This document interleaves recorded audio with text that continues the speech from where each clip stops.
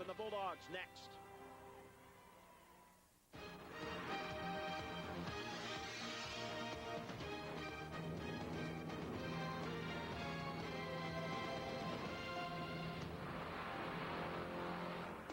It's the final game of the 1998 WIAA Dairy Farmers of Washington Gridiron Classic, the 4A championship game, as the Pasco Bulldogs of the Big Nine Conference take on the Wilson Rams of Tacoma from the Narrows League. Hi, everybody. I'm Todd Pickett, and welcome to the Tacoma Dome for our 4A championship game. And two teams which used big plays to get into tonight's final. In their semifinal victories, both teams were able to come up with scores when it counted. Pasco with a 14-0 win over Cascade got both of their touchdowns on plays longer than 50 yards, while Wilson got 4 scores over 50 yards in their 51-21 win over Snohomish. Chuck Nelson here to provide his analysis once again. Both these teams are able to beat you several different ways. Well, they have lots of players that can make those big plays. Wilson has a number of guys that can go the distance, not just their one big stud, Marcus Trufant. And Pasco's got a big, strong offensive line. They have a big, poised quarterback. They run a spread offense that's very balanced, and they can do it on the ground and through the air. Wilson found a way to win with different players a week ago, and they may have to do it again tonight against a Pasco defense which led the Big Nine in the regular season and was impressive in shutting out Cascade last week. It's a very young defense. They start 5 juniors and 2 sophomores on this defense, but they sure can't play. Physical inside and create a lot of turnovers. You see in their shutout win over Cascade, that's a big surprise. Cascade hadn't been shut out in 116 games. But for Pasco, it's 21 interceptions and 12 fumble recoveries for a very opportunistic defense. 3 yards a rush for a wishbone team a week ago, and in the regular season they allowed opponents just 4 yards per play, so it's a very good defense. But the guy who can run the ball like almost no one else in the state, Marcus Trufant, all-state running back, 2nd overall in high school rushing this year. A 6-foot, 175-pound senior leads an offense that averages over 41 points a game. Held to 46 yards last week in their semi-win against Snohomish, but he's not the only guy on Wilson that can get the ball in the end zone. Their quarterback, Ahmad Robinson, had 124 yards rushing and a couple of touchdown passes. And Larry Stevens had 92 yards rushing and got the ball in the end zone a couple times, too. 5 touchdowns from guys other than Marcus Trufant in their semi-win. We'll see some talented players tonight. In fact, many of them going 2 ways in some respects. Meanwhile, Wilson made it to the basketball championship game in the spring but lost to Garfield. Can the Rams get a football crown tonight? A couple other players to keep an eye on this evening. Kurt Morgan for Pasco, the running back, had nearly 1,400 yards rushing this season. And Larry Stevens with 3 touchdowns in the win last week over Snohomish, including the 55-yard fumble return. The Bulldogs and the Rams are next on Fox Sports Northwest.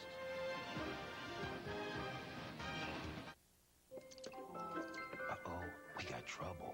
Oh, please, not me. That's gotta hurt. Casey!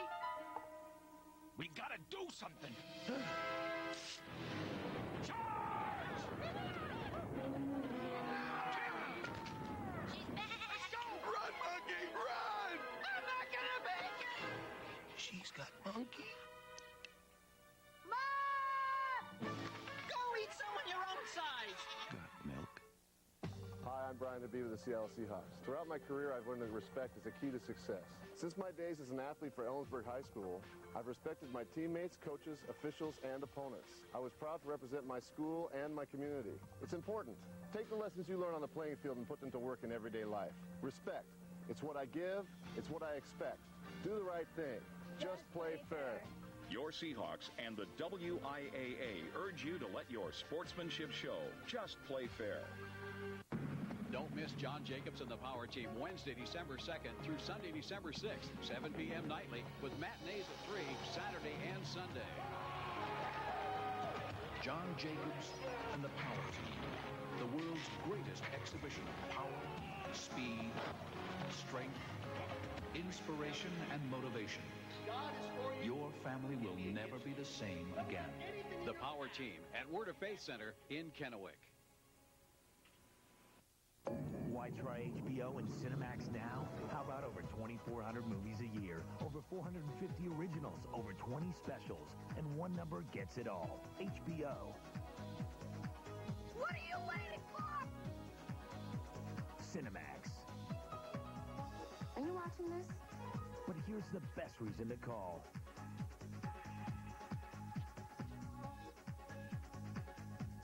HBO and Cinemax. Call now. Fox Sports Northwest presents the WIAA Dairy Farmers of Washington Gridiron Classic. Tonight, 4A championship football game is brought to you by Car Toys, a better way to go for car stereos, car alarms, radar, pagers, and cell phones. By the Money Tree, your cash solution. And by Emerald Queen Casino, where winners go to play. Wilson in the blue, 12-0. Pasco in the white, 12-1. Just about ready to kick things off in this championship game. Before that, let's go downstairs. Here's Tom Glasgow. Todd, thanks a lot. It's going to be very interesting, I think, to see how Wilson responds should they be in a tight ball game. They haven't really had one all season long. When you look at their offensive and defensive point totals, it's been blowout city all year long for the Rams. On the flip side, Pasco making the most of its first season in which they have had postseason success. The question is, can they take it all the way to a state title? Thank you, Tom. As we said, one of these teams is going to take home a trophy for the first time. Our officials tonight, Mike Zender from Whatcom, West LeMay Pacific Northwest Association, Bob Darling from North Olympic, Jim Orrick from the Inland Empire, and Ross Snow from Snohomish. Steve Graff in his second year as the head coach of the Pasco Bulldogs. Don Clegg in his 11th year as the head coach of the Wilson Rams. We are underway. Pasco deferred the coin toss. Wilson elected to give them the ball anyway. Running it back and stepping out of bounds is Brian Nebel. Just missed taking it around the corner before he was pushed out of bounds and then goes down to the turf afterwards in all the excitement. As we get our first look now at Josh Schimmick, first-year starter, the senior at 6'4", 190.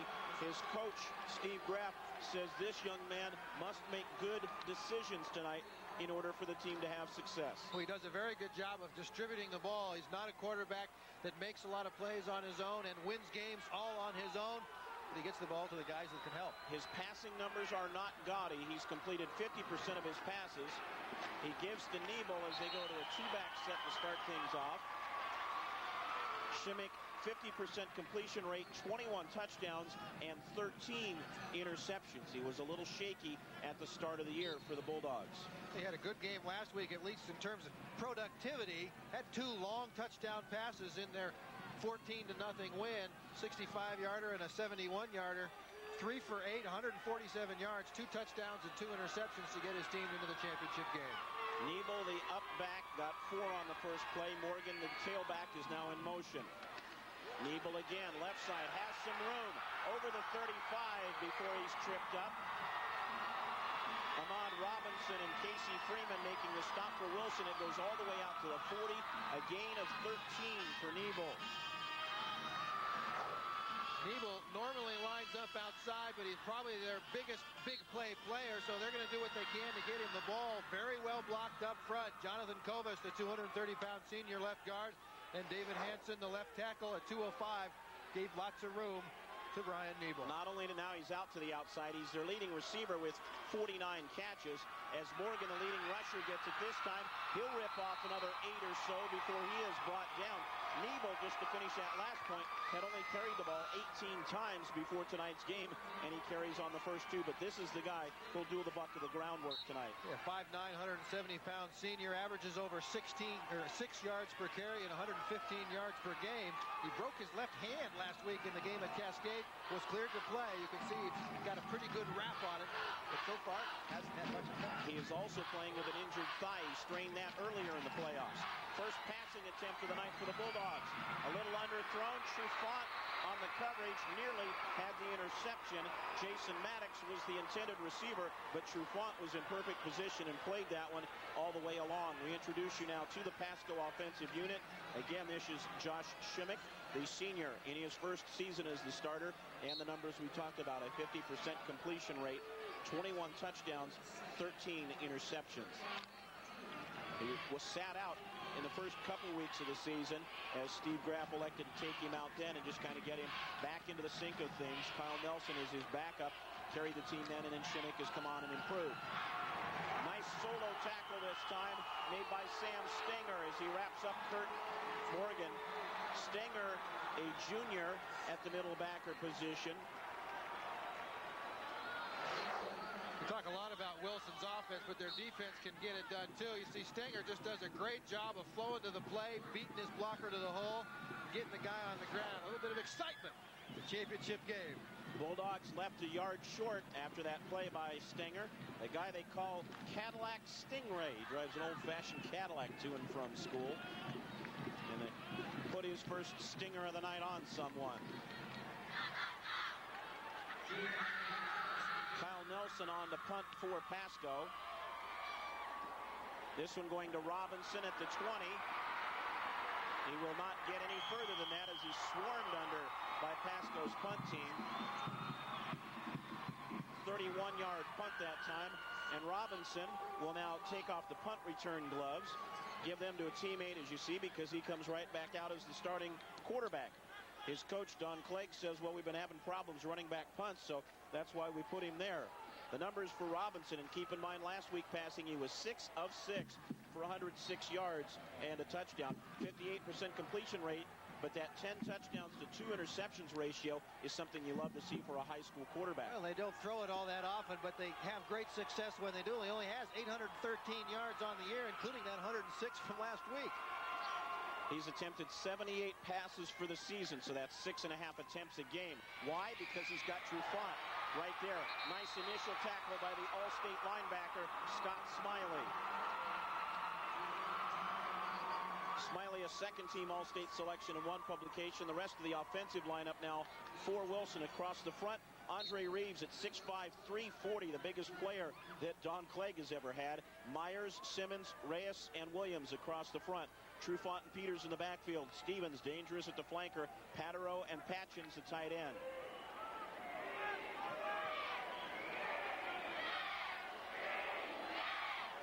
Stevens flank to the right, Patero to the left. Stevens is in motion. Gain of 2 on that first one for Trufant. Robinson on the option.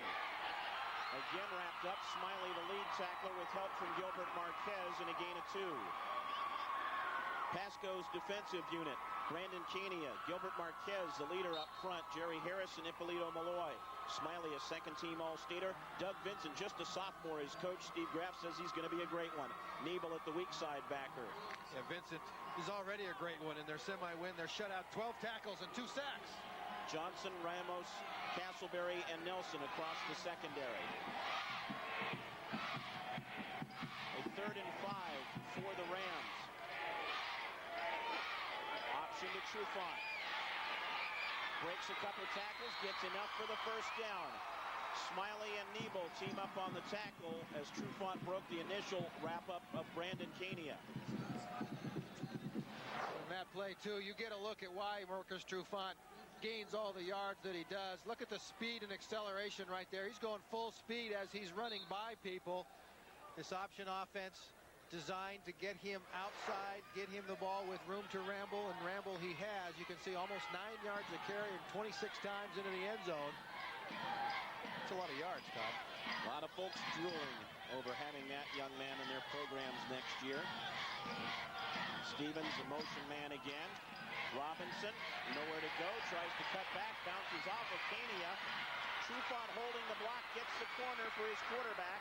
Robinson close to first down yardage, depending on the spot. Nice scramble out of the broken play. Kyle Nelson, Jermaine Johnson, Tanner Castleberry, the secondary men, all in on the tackle for Pasco, and Robinson appears to be just short. The master of disaster right here. You thought he was going to pitch it, kept it, nowhere to go. Pasco pursues so well that everybody from the play side got stuck inside. Trufant did a great job of sealing off any pursuit, and you can see what Robinson can do with the move on Brian Nebel. Watch here, all he does is just hold the man up. It didn't take a huge block at all. Watch the move right here on Nebel. Hello, goodbye. 2nd and short for the Rams. Let's see if they'll gamble a little bit with just inches to go. Little counter for Stevens. He'll pick up the first down.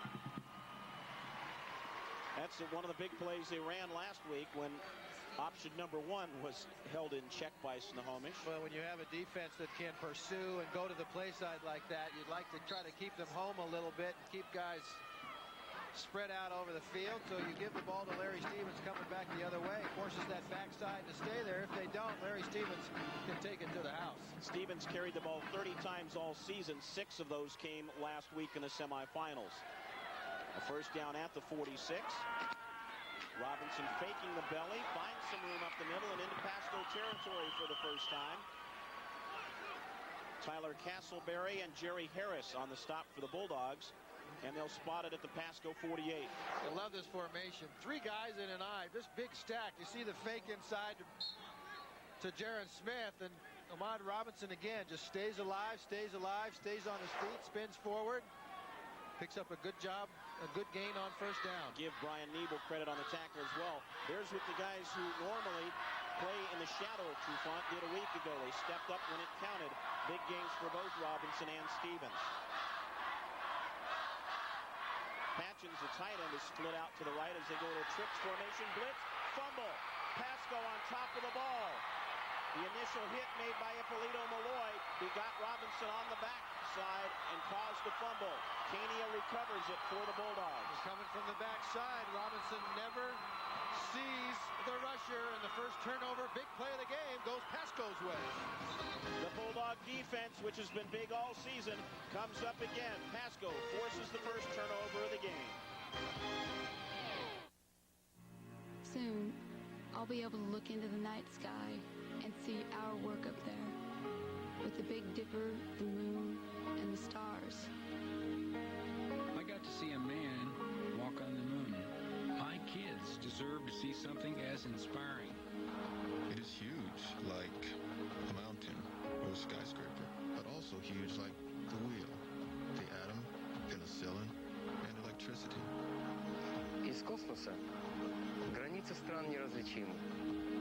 И для того, что мы делаем сегодня, 16 стран должны иметь один такой взгляд на нашу планету. We owe this to all the great minds that came before us, to Copernicus, Newton, and all the great minds still to come. NASA and its worldwide partners have launched the first stages of the International Space Station.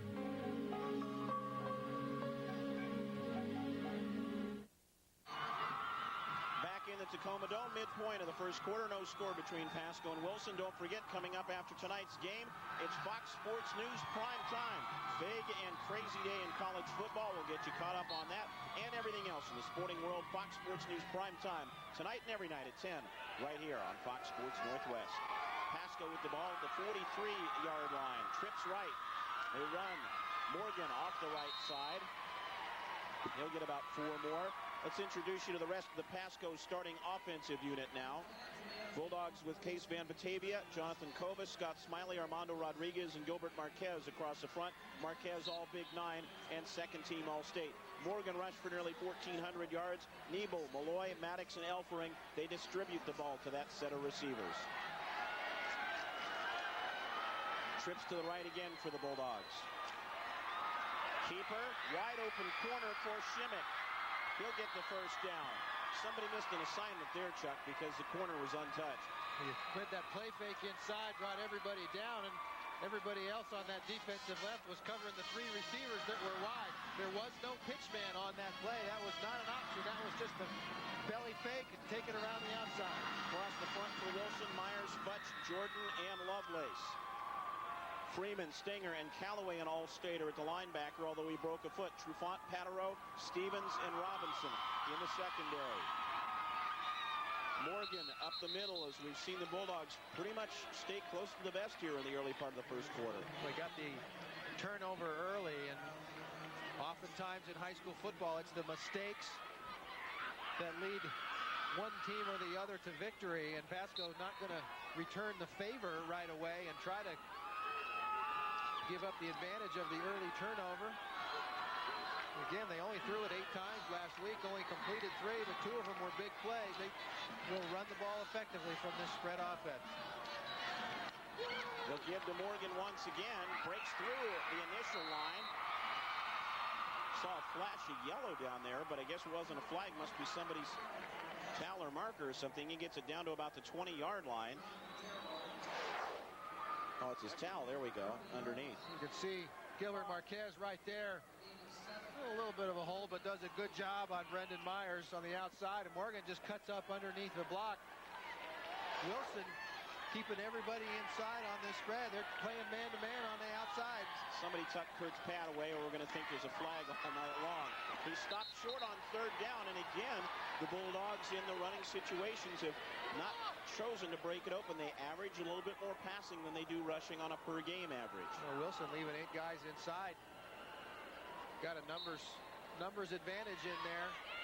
Again, with Wilson's ability to play man-to-man on the wide receivers, they should be able to leave bodies in the interior, and Josh Shimmick's going to have a little bit of pressure on him as this night goes on to make something happen through the air. Fourth and a short 2 here. The Bulldogs have only kicked 1 field goal all season, so they'll look to go for it again in the trips formation. They'll go to Morgan, shooting the gap and knocking him down. Ball loose. No, they say the man was down. Brandon Myers made the defensive play. No, Eric Jordan, excuse me. Jordan on the stop. The senior, his coach says he's quick and he's tough to move. And at 5'11", 260, we'll call him stout. But he made a play right there. The turnover goes for nothing. Wilson with the defensive stand. They lose a little yardage, but that's it. We're still scoreless in the first quarter.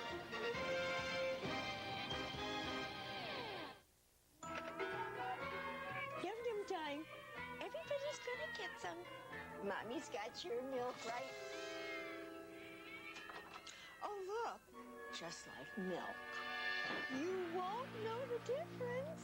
Almost ready. Oh, yummy, yummy. Doesn't that look good? Nice kitty. Kitty. Uh-oh. Got milk? Car Toys has the best wireless phone deal this Christmas. Get a free digital phone plus 1,000 minutes for just $9.95 a month. That's less than a penny a minute. Only at Car Toys. Car Toys, a better way to go.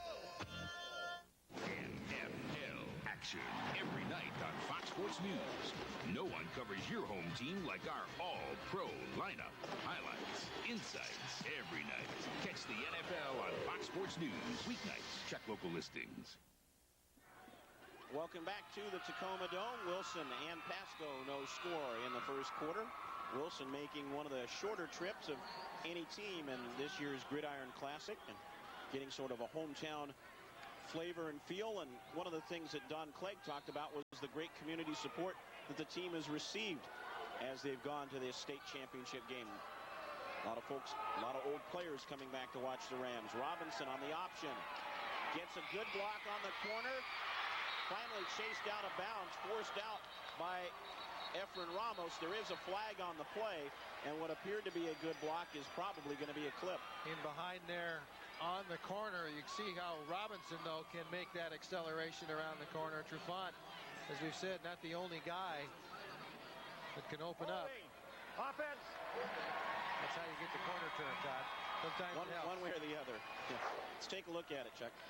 See, again, fake the dive, kind of sort of. Brandon Peters didn't make much of it there, but got a little bit of help inside. Kind of stepped lightly there. He wanted to live to play again. Holding. Offense. Repeat, first down. Averages about 6 yards a carry. His coach says he runs the option attack very, very well, and he's also a very emotional leader of the team. 6 foot, 180-pound senior has the athleticism to do it. Runs a 4.69 40. He's got a 33-inch vertical. Good with the ball in his hands. Two receivers split down to the bottom of your screen to the right. Draw to Trufant. Big hole up the middle. Breaks one tackle. Hauled down at the 35-yard line by Kyle Nelson. They'll give it out to the 37. Very well disguised draw play and a good hole that time. Get the penalty and get a long yardage situation, so maybe it's a passing situation. Run the draw, and when it gets blocked this well and you've got Trufant's speed, you can see right there Brian Nebel had an angle on him, but just underestimated how quickly Trufant could cover ground. And Nebel was running, took his angle a little shallow. We've seen that in the last 2 plays. Robinson's option as well. The pursuit angles did not look good for Pasco. Well, you're going to get used to the speed. Both these teams play lots of game on AstroTurf. That's not an issue, but they're going to have to get used to how quickly these Wilson players can go. Robinson loses the ball. He didn't tuck it away. Pasco got a helmet on it, and the Bulldogs have forced a second turnover. 2 turnovers in less than a quarter for Wilson. Not the way you win championship games. But this was a case of not putting the ball away and protecting it. Well, a good job by Ippolito Maloya just stuffing the play. You can see right here that Ahmad Robinson probably got a little bit of his eyeballs, got a little wide right there because there was a guy in his backfield that didn't belong, and then a very good job by Gabe Gutierrez. Punch, yeah, and he fell on it. Going after the ball. Not only does he get the fumble cause, gets the fumble recovery. And Pasco have to take advantage of one of these opportunities. They're 0 for 1 on turnovers in Wilson's end so far. A little different look for the Bulldogs this time. Roll out by Shimmick. Throws Elfering. He lined up to the left side, just did a drag route across and was open. Brought down by Stevens, and a nice conservative passing play for Pasco. Well, you roll out Shimmick too to give him a little bit of room, give him some vision. Or last time they got the turnover, they ran the ball. This time they fake it, play action, and just let Elfering find a hole in the zone coming from that left side across. A nice throw from Shimmick. First down for Pasco at the 24. Time finds his favorite receiver, Nebel, down to about the 15. Just the quick slant. Nebel's a big guy, 6'1", 205. That's a big receiver. In high school, it's just a simple short drop. Look at the guy all the way. Keep it in front of the safety. First down. Not quite first down. Good gain on first down. His coach, Steve Graff, says he goes and gets the ball. He runs well. And he's their go-to guy when they need a first down. Second and short here. They'll run Morgan. Right side, cuts it back. It's the type of runner he is a slasher, a cutback type player. Trufant got a piece of him. We have a man getting up very slowly and shaken up for Wilson, and that is Eric Jordan, the young man who made the big play earlier for the Rams, and he appears to have injured an arm a little bit and is coming off the field. Got that shoulder look to it right there. Made a big play earlier, and down against your goal line, you need guys to make big plays on defense. Replaced by Jacob Cover, 6'2", 305. Nebel in the backfield again. He carries. Picks up a couple this time. Steve Jakimowicz on the tackle for Wilson, along with Travis Callaway and Lawrence Lovelace. Yeah, this is a Wilson defense. It's held its opponents to only 10 points a game. They've only given up more than 20 once. 6 times they've 6 out of 12, the opponents got 7 or less. Ushad Jordan being attended to on the bench. That's a little bit of a concern for his coach, Don Clegg. Right now, the Rams have to play some defense in the red zone because they've turned the ball over twice in the opening quarter of play. Pasco is yet to capitalize, but they're knocking on the door at the end of one. It's me, Santa Pillar. Okay, I know it's a stretch. I just wanted you to know that if you need a little jingle in your jangle, the Money Tree can cash your check or even give you a payday loan. Money Tree gives payday loans for instant cash. Write us a post-dated check, and we'll hold it until you get paid. Money Tree, your cash solution. Free money orders when you get a loan. Don't miss John Jacobs and the Power Team Wednesday, December 2nd through Sunday, December 6th, 7 p.m. nightly with matinees at 3, Saturday and Sunday. John Jacobs and the Power Team, the world's greatest exhibition of power, speed, strength, inspiration, and motivation. Your family will never be the same again. The Power Team at Word of Faith Center in Kennewick. My new book shows you 15,000 government programs you could use to change your life, too. You can get a better job, get an education, or start your own business. Next year, the government's going to spend $350 billion, And those who know about the programs are the ones who get the money. If I could get $15,000 to go back to school, any woman could do it. Call 1-800-372-5600. That's 1-800-372-5600.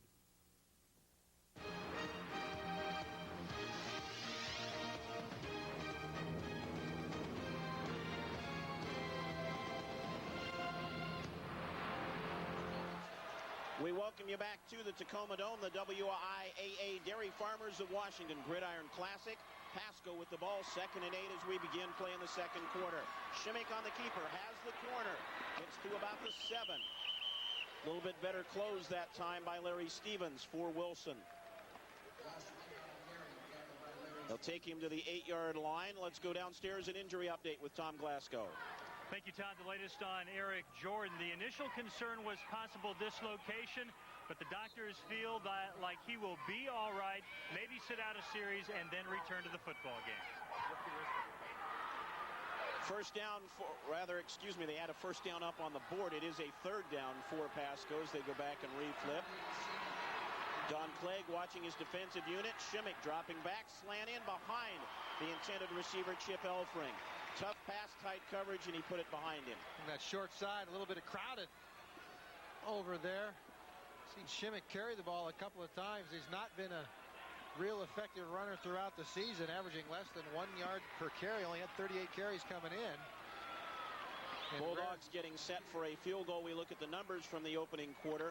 Biggest one, the 2 turnovers, the time of possession, the other. And Pasco trying to get some points out of the second turnover. No passing yards yet for Wilson. Shimmick is the holder. Lance Kostoff, who got a field goal versus Wenatchee in the playoffs, partially blocked, but gets it through. 25-yard field goal, and Pasco is on the board.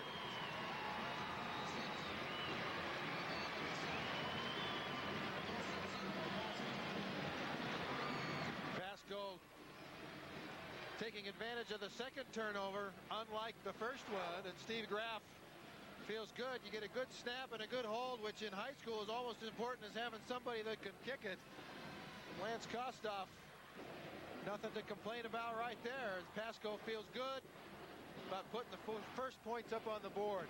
Steve Graff wasn't sure which one of his kickers, Kostoff or Skylar Allen, was going to kick the ball. Allen handled the PATs a week ago. Kostoff has been the regular kicker for much of the season and had the team's only field goal. Well, in high school football, if you have a guy that can just make extra points regularly and kick any, 35 yards and in type field goals, you really have an advantage because there aren't that many teams that do have somebody that can do that on a regular basis. And right there's the perfect example of what an advantage it can be to be able to have somebody that can put some points on the board when your offense stalls. Trufant is the up back. Scott Osmus is behind him in the kick return formation for Wilson, and Kostoff will get set to kick off.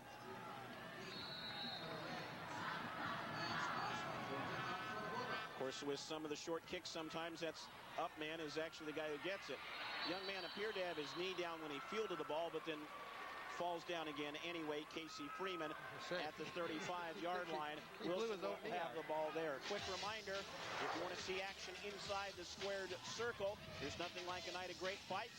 You can check it out with Fight Time on Fox, Monday nights at 8 on Fox Sports Northwest.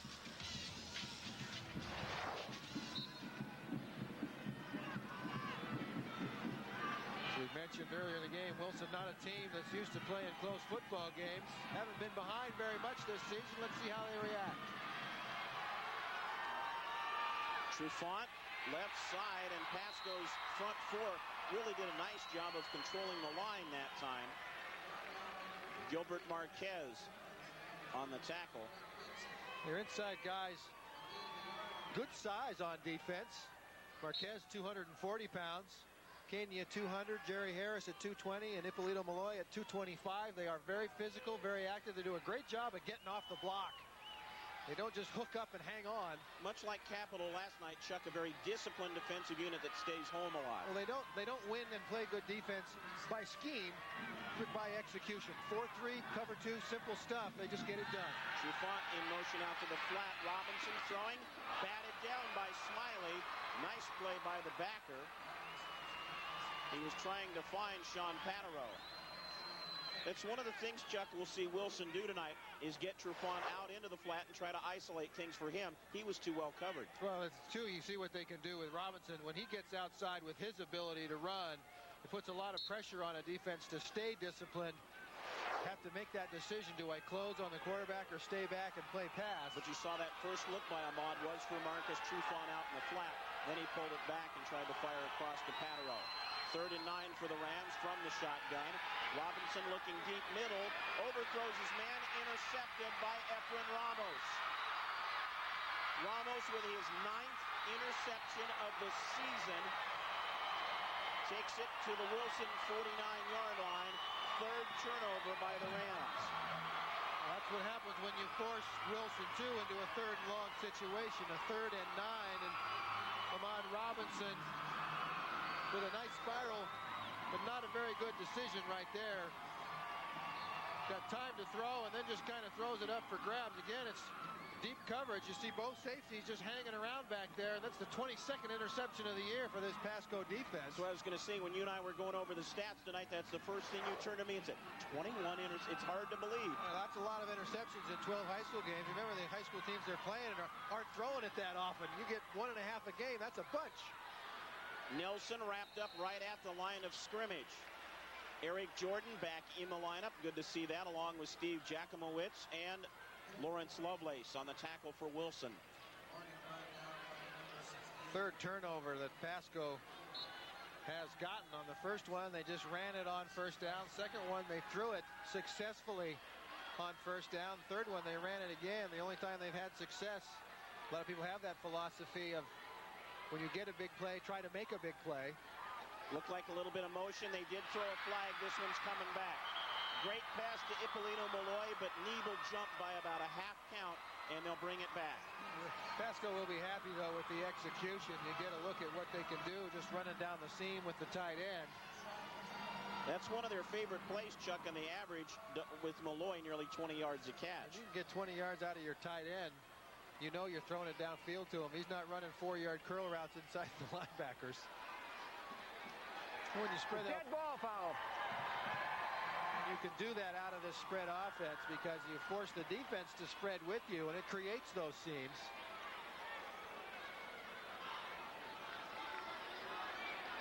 Steve Graff had some pretty good success in his couple years. This team's only lost 2 games in 2 years.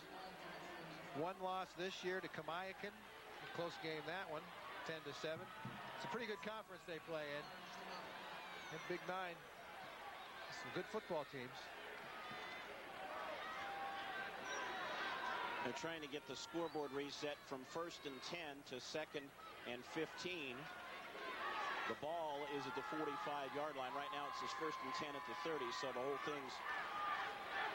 What are we at Veterans Stadium all of a sudden? That's the reason for our delay. Talked about how good the Big 9 conference is. Pasco, the 4th representative from that conference to reach the championship game in the last 5 years. However, none of them have taken the trophy back to South Central Washington. Walla Walla losing that 1994 game was the first Big 9 team in that streak Chuck just referred to. Kamiakin lost in 95. Richland lost in 96. Draw play here for the Bulldogs to Kurt Morgan. They pull some of the same medicine that Wilson did. Morgan getting 5 on that carry. Only time a Big 9 team didn't make it into the championship game was last year. There's Ramos who had the interception.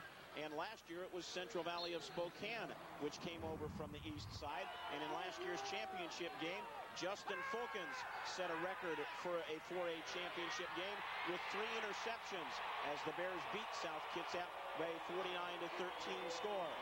Back now to our action, looking to pass. Receiver falling down on the cut as they tried to find Efren Ramos that time on an out route. Shimmick's pass went over him. A lot of noise from the Pasco fans. Thought that there was some contact. Didn't appear to be anything worth throwing a flag on. Yeah, 3rd and long, trying to hit the post corner route, but he got all tangled up inside with the Wilson defenders that were in there. Couldn't get out to the corner.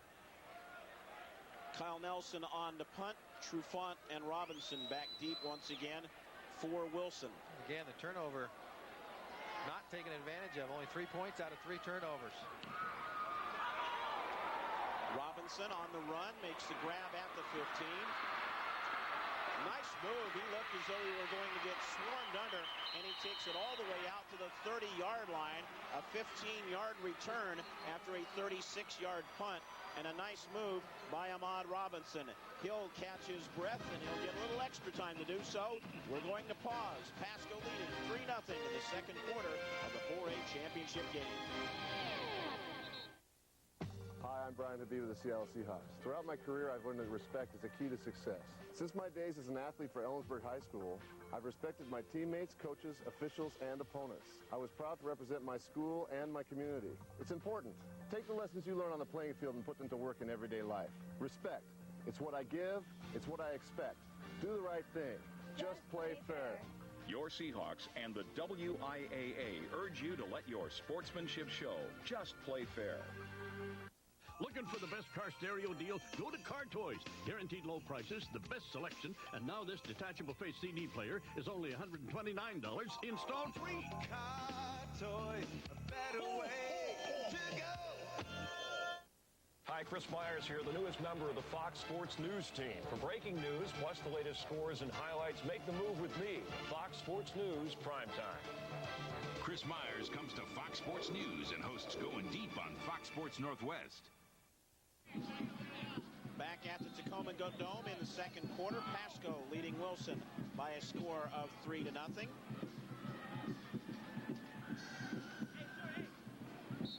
Part of the excited students on hand here as their quarterback Ahmad Robinson comes back out onto the field.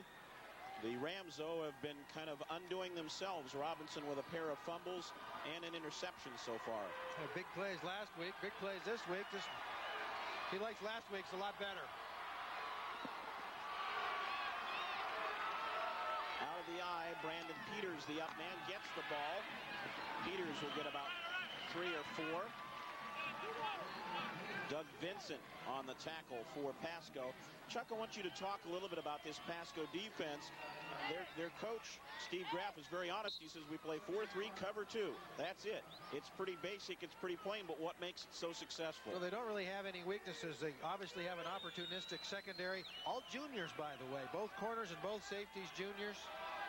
And it's sometimes they have 4 sophomores even on the field. Got the guys coming back again. They get off blocks real well. They stay where they're supposed to be. When you don't complicate it, sometimes it makes it even better. Trufant short side pitch, close to first down yardage. Again, Vincent wraps him up along with Jermaine Johnson. That young man gets up a head of steam in a big hurry. At halftime of tonight's 4A championship game, the executive director of the WIAA, Mike Colbreeze, will be stopping by. Look at championship action from throughout the day. A lot of interesting contests and a couple big offensive outputs. And we will meet with the WIAA Dairy Ambassador with portfolio, no doubt. Draw for Trufant, spins off of the initial tackle attempt. Malloy is still back there pounding his helmet, clapping his hands in the backfield because he didn't make the initial hit. Smiley did tackle Trufant for a short gain. Yeah, good penetration by Malloy, but Trufant tough to bring down with one arm. Tough to bring down with 2. He's going full speed all the time. Even when you're in position, if you're not closing on him, he's definitely closing on you. He picks up a couple even when there's nothing there. Rams will split 2 out to the top of the screen to the far right side this time. Robinson looking to throw. Overthrows his man again. Both receivers kind of running a similar route, one right behind the other, Vaughn Morris and Jamal Abdullah. And the ball was kind of, to be honest, in between the two of them. Well, I think it was an overthrow to Vaughn Morris. And Vaughn Morris is probably glad the ball was overthrown because Tanner Castleberry, the strong safety, was looking to pop number 8 if he'd come down with that ball. Ahmad Robinson. So a third down situation and long here, and again, this is a Wilson team that as a team averages less than 80 yards passing a game. Force them into these third longs. It's not their strength. Larry Stevens has been somewhat quiet. Number 1, big plays last week. Couple of carries this week, no catches. Stevens is in the slot. Trufant at the bottom of the stack behind Jamal Abdullah. Robinson under pressure. Again, a nice job to stay open. Now dumps it off, incomplete. Tried to find Brandon Peters and put it a bit behind him. Well, he put it behind him because Jerry Harris and Doug Vincent were putting him on his behind. Ahmad Robinson is very good at staying alive and keeping the play going, but has a little bit of trouble finishing it off and delivering the ball. Look how light on his feet he is. Again, left-handed is a disadvantage rolling over here, but big guys coming in his face, unable to step up and make a throw. Again, just forcing Wilson to go away from their strength. Sean Patereau on the punt. Nice high kick. Efren Ramos at the 20. Gets about 8 on that return before he is brought down. Pasco will have the ball just outside its own 25-yard line. 37-yard punt by Patereau, but more importantly, good height on it that time to allow the punt coverage team time to get down underneath it. Well, without telling you about today's champions, quick reminder in case you missed action yesterday, DeSales won its second straight B11 championship, beating Orcas Island 48-28, while in our 3A championship telecast last night, Capital of Olympia beat Mariner of Everett 29-27. Back now to our game. Shimmick threw it to Malloy right off his hands. Had to turn a little bit and adjust, but it was a catchable ball. And we mentioned yesterday's games. Here's a look at what's transpired so far today in the 2A championship game. A big win for Othello as they beat Elma 53-21, 7 interceptions in that game for Othello. Class A, the Kalama Loggers had a sign on the road out of town last week. Whoever leaves town last, turn out the lights. They'll be turning them back on now as they beat Okanagan. And Tucci with a big win over Clallam Bay as the Bruins fumbled the ball early, dug a lot of holes with the turnovers. They tried to rally but came up short. Nebo with the catch. Nice job by Trufant. That's what makes him as valuable a defender as he is an offensive weapon. We talked about how he does everything on offense full speed. Right there, you see how he plays defense at full throttle as well, closing on Nebo before he can even get his shoulders turned upfield. Nice throw, but no place to go for number 14. Had the big 65-yard touchdown last week in the semi-win over Cascade. Well, we said both defenses were tough, and they've been showing it so far here as we get down to the midpoint of this second quarter. Third and long situation again. Floating pocket, a good idea. Wide open. First down, and the catch made by Chip Elfring. The senior who runs the best routes on the team and is the most consistent receiver, his coach says, among the group. A nice job there on a third down conversion. Shimmick rolling to his left, does a great job of getting his shoulder squared around, delivering the ball overhand, and Wilson just lost track of Elfring on the outside. Stevens and Trufant both floating in around the numbers. Elfring floating on the sideline, and the ball got floated that way. That's twice now that Elfring has been wide open against the Wilson defense and has not been picked up. The big stuff right there of Kurt Morgan as he goes nowhere on first down. Casey Freeman leading the tacklers that time for Wilson.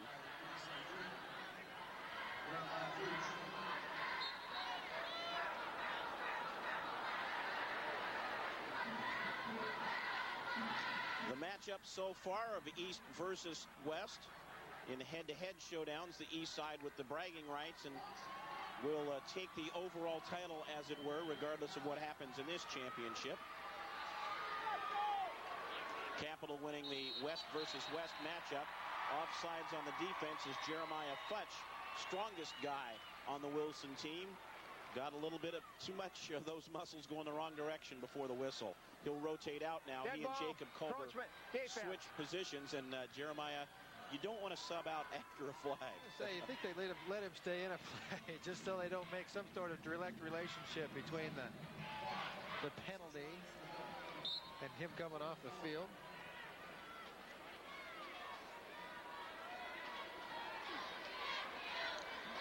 So Pasco changing from a second and long situation to a second and mid-range now, and they'll break it open a little bit Niebel is the guy in the slot. They'll run Morgan again, however. Try to go a little misdirection and only pick up a yard or two. Wilson doing a nice job of staying home that time against the counteraction. And Brandon Myers led the tacklers for the Rams. Yeah, Brandon Myers, a very good athlete at defensive end. 6'3", 2 1/4. Runs a sub-5 second 40, 4.97. Good quickness out there on the corner. Tough to run around him.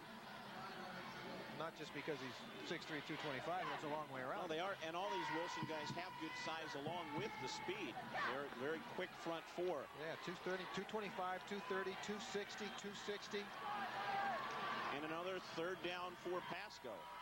They got Elfring the last time with one. He's slot amongst the trips. Quick out for Niebel. He's got it. First down, Wilson 45-yard line. Patero and Stevens on the tackle for the Rams. You can see quickly why he's the go-to guy. Yeah, you can see, too, where Josh Shimmick just locks on him and waits for him and waits for him and waits for him.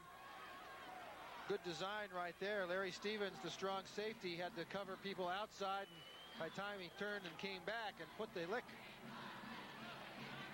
on Niebel, the ball was in his hands, and it's another good third down conversion for Pasco. Pasco's had pretty good success against zone coverage by Wilson so far tonight, too. They'll run it again with Morgan. Best run of the night probably for him as he's finally dropped in the secondary by Patero. Averages a little over 5 yards a carry and a little better than 105 yards a game. His high for the season came in the first round of the playoffs. He rushed for 236 against University of Spokane. Nice cutback right here, too, behind Jonathan Kovas. The left guard's block, and then kind of zigs and zags around a few people. Gilbert Marquez getting some contact with a Wilson player. The offensive line, you don't necessarily have to pancake your guy to make a hole. All you got to do is get in the way, shield him, and let Morgan make the cut off the block, and he did a great job right there. 7 yards on that one, takes him to 35, and you saw his cutback ability. He'll be wrapped up, it looks to be just short of the first down that time, and again, Myers led the tacklers for Wilson. He's shot through the line a few times now. Quickness off the ball, with that penetration inside. Well, they really spotted him short on that one, it appears, and it'll be third and about a half yard to go now for Pasco as they run a little ball control here as well. This first half going by fairly quickly. Elfring will go to the left side now, and Jason Maddox is split to the right as Niebel comes into the backfield on third and short. Niebel gets it and gets the first down. He looks kind of like the short yardage back right there. In case of he's probably the best athlete they got, and Morgan only 170-pounder, Niebel 205, short yardage. Let's take advantage of that 30 pounds. Plus, if he gets tripped up, he falls further forward. So that's right. He gets another 4 inches. You see the pile, pretty good size right there, but Niebel stays up, rolls over the pile, rolls past the first down marker. Morgan, and boy, a Wilson line timed that one perfectly. I think Pasco's going to have to make a little snap count because they surged quicker than the offensive lineman did for Pasco. You can see, too, Josh Shimmick patting Scott Smiley on the head. I think Scott Smiley had the snap count wrong. I think that ball got snapped one hut ahead of time because you see nobody else is ready to go except for Scott Smiley. Good Fortunate point, for Shimmick to hang on to it. Yeah. Wilson's front four was on the same page as Smiley. It's a lot to remember. It's a lot to remember out there. Wait, you're standing up for centers? Throwing back for Morgan at the 25, broke a tackle inside the 10, hauled down by Patero to save the touchdown. It'll be first and goal, Pasco. Yeah, they don't throw it very often, but when they do, they make big plays out of it. Play action, because they've been running the ball successfully, is effective, and Wilson again just seems to lose track of their guy. See the fake to Morgan, then he carries it out to the left, and there's nobody out there wearing blue. You guess it's the backer who's trying to chase him from behind there who missed the read. Good job by Shimmick throwing it out there. Let your guy go get it. Wilson has apparently called a timeout now with Pasco facing first and goal and a little more than 90 seconds to play here in the first half. this the biggest play of the half so far. The pass to Kurt Morgan has given the Bulldogs a 1st and goal.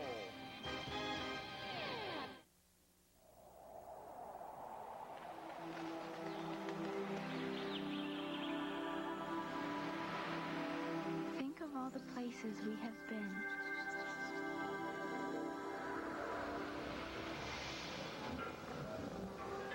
Of all the people we have met.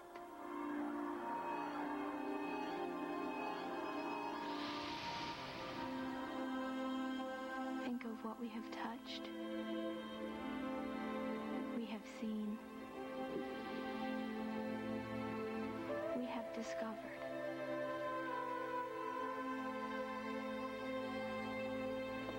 Think of all that we have done. And all that we will do together.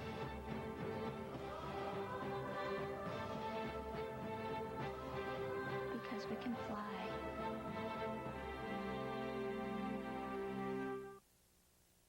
Back at the Dome, Pasco trying to extend its lead here as we get close to halftime. Coming up at halftime, Mike Colbreeze of the WIAA. A look at today's championship action and an interview with the WIAA Dairy Ambassador. The dairy farmers making so many athletic and academic programs possible in the state of Washington. Josh Shimmick leading the Bulldogs out onto the field. He's completed his last 4 passing attempts for 51 yards.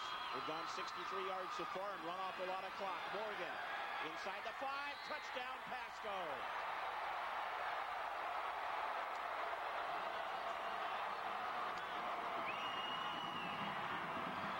The big guys seal off the inside, and the little guys get good blocks on the outside. Kurt Morgan does a great job of lowering his pads and looking for goal line. See on the left side here, just sealed off inside. Nobody coming around. Jonathan Kovas and buddies do a job. And Nebel on the lead block. Morgan with tonight's first touchdown. Point after is good by Lance Kostoff. And with 1:32 to play in the first half, the Bulldogs have broken it open 10-0. And again, as we saw last night, Pasco in one half has scored what Wilson typically, on average, has given up in an entire game. Yeah, Wilson gave up 21 last week. The only time it had more than 16 this season, and a well-deserved drink for the young man senior who picks from up Pasco. his 15th rushing touchdown of the year. You can see the big guys just getting it done right there. Malloy, Marquez, and Mates in front or inside. And there's not much pursuit from the inside. It creates that seam. Morgan did the north-south thing and got it in the end zone. Well, and that too, you're familiar with that term, what's called zone blocking. That's what Steve Graff says is their favorite, their bread and butter play. And that's really the first time we've seen them zone block and allow Morgan to float out like that. That way you let the running back make the decision where the hole is. You just go to your area as an offensive lineman and get in somebody's way. Let the running back read it and make the cut. There's a lot of green out there too and not much blue. Kostoff set to kick off. Trufant and Osmus back again for Wilson. See if he squibs it again. Yes, he will. And again, fielding it on his knees. Somebody's going to have to explain to Casey Freeman that if you want to run the ball back, you can't go down on your knees to field it. Although he's doing a good job of grabbing it, so no return. Well, if this excitement isn't enough for you, I don't know how they can top it, but the guys down in Oregon are going to have to try to do their best. Next Saturday, it's the OSAA 4A championship game. They're having their semifinals today. Always a good matchup. We'll have all the action for you from Civic Stadium in Portland next Saturday at noon here on Fox Sports Northwest. Wilson trailing by 10, and they'll have to go hurry up here, running out of time in the first half. Looking long for Trufant. They come back underneath instead. Incomplete. Intended for Patero. Nice coverage by Jermaine Johnson. Pasco's getting guys in lanes everywhere, Chuck. Well, they're doing such a good job of forcing Wilson to do what they're really not very good at, and that's throw the football. They drop back in that zone and just kind of settle in. Wilson's receivers have got to do a better job of getting away, finding the hole and settling in there. create a lane for Robinson to throw it. You can see that it's very high-powered, 41 points a game offense, 62 yards so far. They average better than 400 a game. Robinson trying to make things happen. He hangs on to the ball this time. He fumbled in similar situations twice, and he has enough for a first down for the Rams. And that's a big part of that 62 yards, only now 72 yards for Wilson, too, as they've turned it over 3 times. Not running enough plays. Scott Smiley leading the tacklers for Pasco that time. And a timeout has been called by Wilson following the first down, and Robinson appears to be shaken up a little bit. You can see his hands on knees, and he was motioning to the coaches or trainers or somebody to come out, and he appears to be a little bit gassed here. Don Clegg coming out to talk to his team. We'll come back to the Tacoma Dome after this timeout.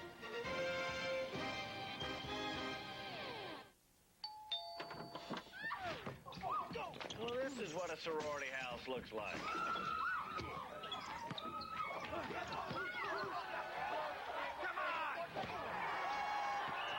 120 top teams in the only college basketball game for the Nintendo 64.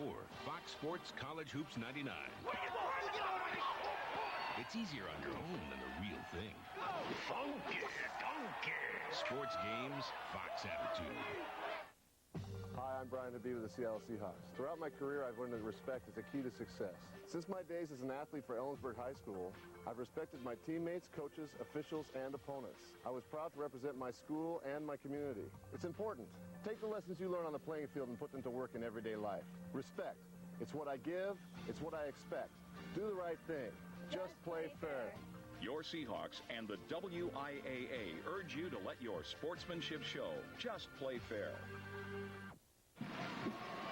Back in Tacoma, Don Clegg showing good time in the sprint off the field here. Good hustle. Good hustle. Showing good leadership. I think he pulled a hamstring, though. He's got to come up with something here for his team, as they've got just a few ticks to deal with. Robinson finally goes down. Second effort. Again, Ippolito Malloy, who has been in the backfield all night, has generally missed Robinson, but this time he hung on. Well, we talked about how quick those defensive linemen for Wilson are. This time you get a look at how quick Malloy is. You see him on the right side of your screen. He just gives the arm over move to not much of an effort right there from Jaron Smith. Of course, he's given up 50 pounds and 5 inches trying to block Malloy. Rams go to an open backfield now and trips left. Throwing for the tight end and complete. Brett Patchins with that catch. I'll make it Travis Callaway who came in now. Callaway, who was an all-league tight end selection, again playing with the broken foot. Guess he figures championship game. And officials have signaled out there. Timeout again. Let's see who's called it. It is Wilson who's called the timeout again with 32 seconds left and a 3rd and 10 situation now for the Rams. In that 3rd and long, not what Wilson likes to do, and this is why. 1 for 6 for 6 yards. Compare that last week in his 6 throws. 6 for 6, 106 yards and a touchdown. Don't forget our halftime activities in the 4A championship game include an interview with WIAA Executive Director Mike Colbreeze. Today's championship games, 3 already in the books for today, including a near record scoring performance. Well, we've gone through the scores once. We can tell you Tushi's 71 points, coming close to the all-time record, but not breaking it. And we'll meet the WIAA Dairy Ambassador. And for all you trivia buffs wondering what the record scoring is, Class B8, 1975, Pateros 76-20 over Tushi. Back to our game, which will not approach that when the point total and the pass for Brandon Peters is incomplete. Brings up a 4th down for Wilson with just 27 seconds left. Again, Wilson is so out of their element right here in these 3rd and long situations that they're running plays that they just don't like to run, just don't run very often. They're trying to do what they can, but there again, even in a 3rd and long situation, you'd like to think they're going to get the ball to Marcus Trufant or Larry Strevens, and they run a screen pass to Brandon Peters. Patero's punt, bouncing. It's going to be down by Wilson. Keep in mind, too, that Pasco's going to get the ball to open the second half of play. So Wilson is going to have to play catch-up for a good portion of the second half, perhaps as well. You see a little bit of the frustration right now for Larry Stevens and the Rams. Don't forget, after our championship game tonight, Fox Sports News Primetime will give you a wrap-up of everything else going on in the world of sports today. Championship day in college football, and a little bit of a shake-up in the old BCS standings. That and much more. Fox Sports News Primetime at 10 o'clock here on Fox Sports Northwest. 19 seconds left, and the Bulldogs will take a knee and go to the locker room with a 10-point lead over the Wilson Rams. 3 turnovers for Wilson in the first half have bottled up their normally explosive offense, which averages better than 41 points a game and better than 400 yards a game.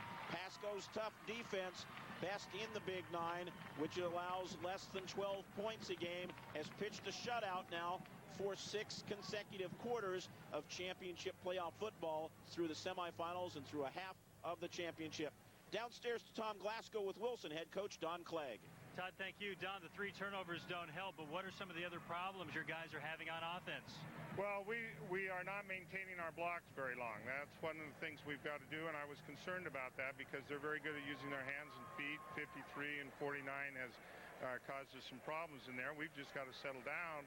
We've had our defense on the field so long tonight because of those 3 turnovers, and I think we're pressing a little bit, and we've got to relax. We're trying too hard. Hopefully we can come out here the second half and just establish our normal game plan and run the ball. Difficult first half for Ahmad Robinson. How do you think he'll respond to that? Does he need to refocus? Ahmad might need to refocus. He's a great competitor, and he'll do whatever he has to do to try to win a ball game. And maybe at the first part of the game he was trying maybe a little too hard. So we'll see what happens. He's a good football player. Don, thanks for the time. We'll let you get to your club. Todd, back to you. Thank you very much, Tom. Brent Kostoff with a 25-yard field goal. Kurt Morgan added a 9-yard touchdown run. Pasco leads Wilson 10-0 at halftime of the 4A championship game. Step right up.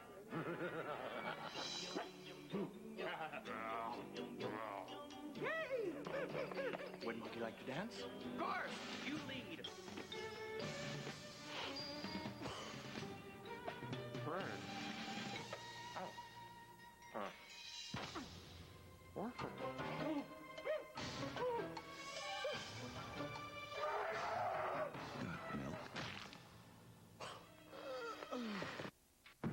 Don't miss John Jacobs and the Power Team Wednesday, December 2nd through Sunday, December 6th, 7 p.m. nightly with matinees at 3, Saturday and Sunday. John Jacobs and the Power Team, the world's greatest exhibition of power, speed, strength, inspiration, and motivation. Your family will never be the same again. The Power Team at Word of Faith Center in Kennewick. My new book shows you 15,000 government programs you could use to change your life, too. You can get a better job, get an education, or start your own business. Next year, the government's going to spend $350 billion, and those who know about the programs are the ones who get the money. If I could get $15,000 to go back to school, any woman could do it. Call 1-800-372-5600. That's 1-800-372-5600.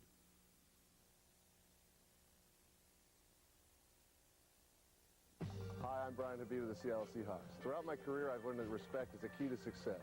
Since my days as an athlete for Ellensburg High School, I've respected my teammates, coaches, officials, and opponents. I was proud to represent my school and my community. It's important.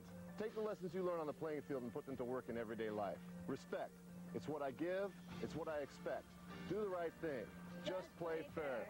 Your Seahawks and the WIAA urge you to let your sportsmanship show. Just play fair. Welcome back to the WIAA Dairy Farmers of Washington Gridiron Classic.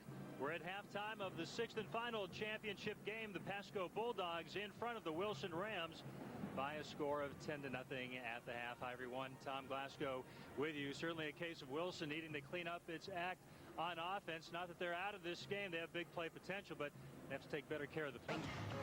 Inspiration and motivation. Your family will never be the same again. The Power Team at Word of Faith Center in Kennewick. Can your radio do this? Only one radio gives you such big stereo sound, yet it's small enough to fit almost anywhere. The incredible Wave Radio from Bose. Only the Wave Radio can fill any room in your house with sound that popular science called a sonic marvel. The Bose Wave Radio. It'll make a big difference in the way you listen to music. Call today to learn about our free shipping offer, 30-day in-home trial, and 6-month payment plan. Back in the Dome, just about ready to start our second half of play. Before we do, let's go down to Tom Glasgow with Pasco head coach Steve Graff. God, thanks a lot, Coach. You have to be very pleased with what's transpired in the first half, especially on the defensive side of the football. Yeah, we played pretty well so far. We still have to keep number 15 contained. You know, we got to stay away from the big play there. They're capable of a bunch of big plays put together, and we just got to stay away from the big play and keep playing solid football. What was the mood like in the locker room at halftime? We just tidied up a few things. You know, offensively, we think we can move the ball a little bit better, and then defensively, not too many adjustments. Just keep, you know, we got to tackle better. Steve, thanks a lot. Enjoy the second half. Thank you. Todd, it's all yours. Thank you very much, Tom. And a frustrating first half, as we said, Chuck, for Ahmad Robinson, the senior quarterback for Wilson. Well, coming off such a great performance last week, rushing for 124 and throwing 6 for 6. You see the 1 for 7 in the air.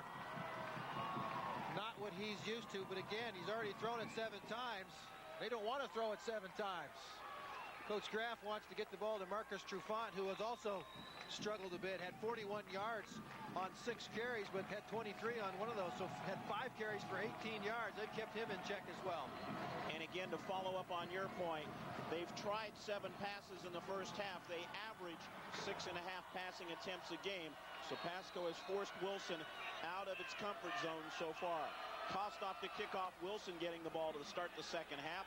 A high bouncer this time, rather than the low line drive. It's covered equally as effectively by the Bulldogs, and Wilson will start at the 30-yard line, and the Rams will hope for a little bit better results on their second half possessions than they had in the first. Well, you can see, too, that just the struggle, either turning it over or kicking it back. Again, they only crossed the 50 one time. Their best penetration was on their very first drive. They got to the Pasco 48-yard line. Pasco's defense is just doing a great job. Ahmad Robinson taking a long time over on the sidelines with Don Clegg before he came out. Trufant, about 7 yards per carry. He averages, again, 155 yards a game. Little wing look this time. Trufant on first down will not get anywhere. Backside pressure again by Ippolito Malloy, along with support from the corner, Jermaine Johnson. The backside support could get there because at the point of attack, they did such a good job of trying to hold that wave back. You see lots of guys pulling out front. You get Peters and then 340 pounds of Andre Reeves out front. But slow him down, string it out, let the backside guys get there. Another no gain for Trufant.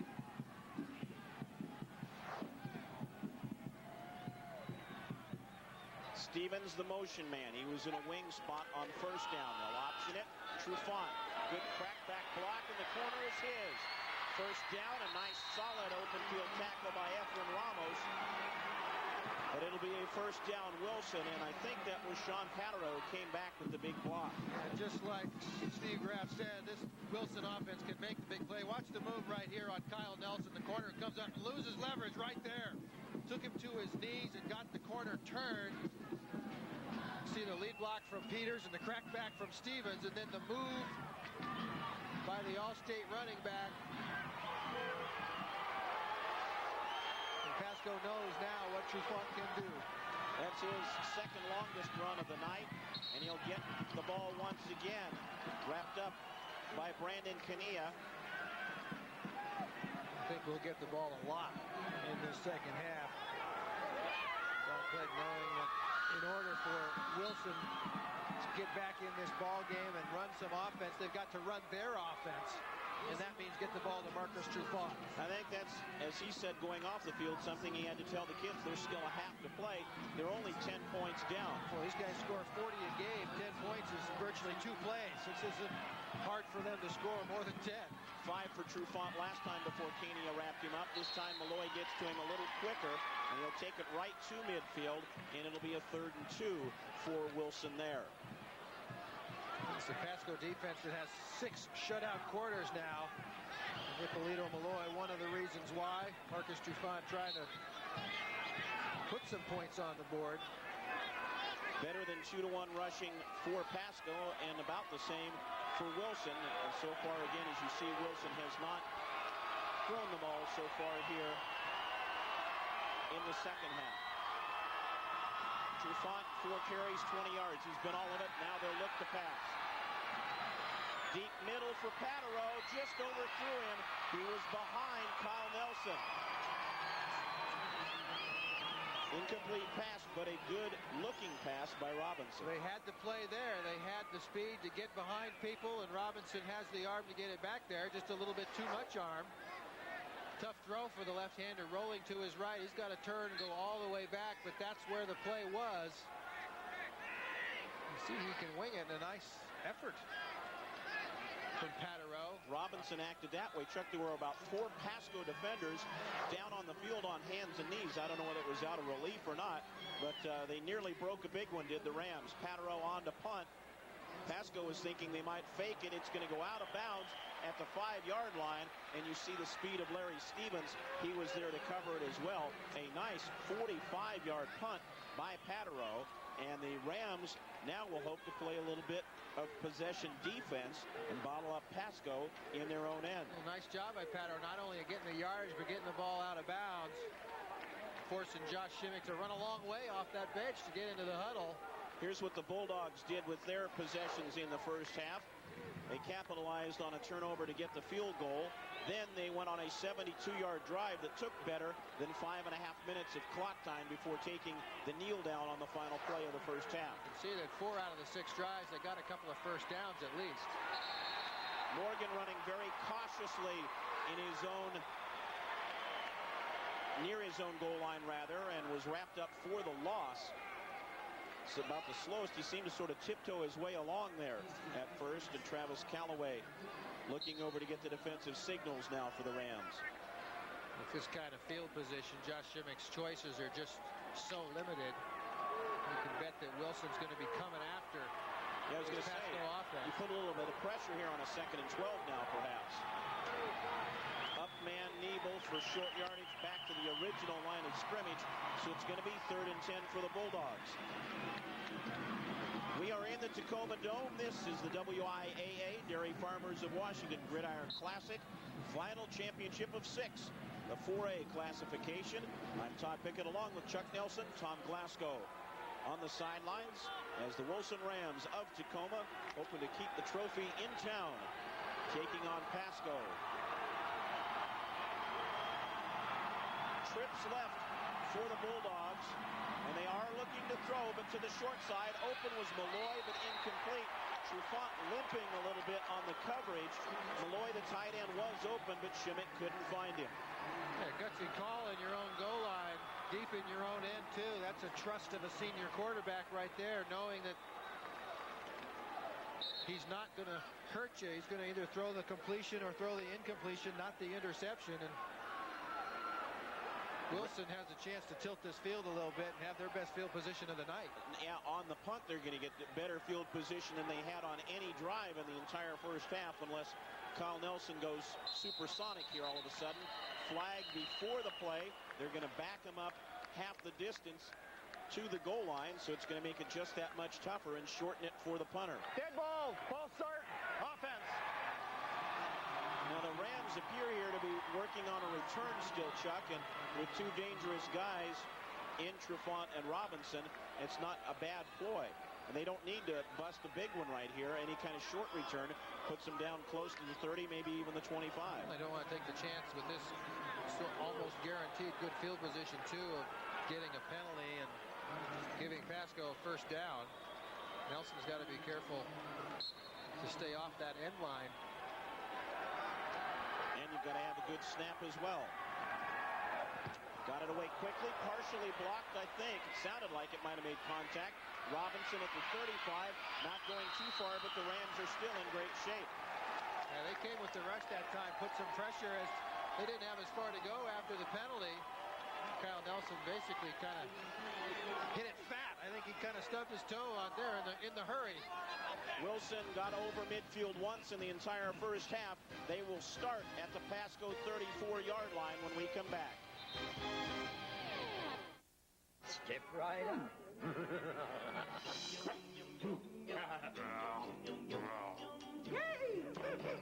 Would Monkey like to dance? Garth, you lead. Burn. Oh. What?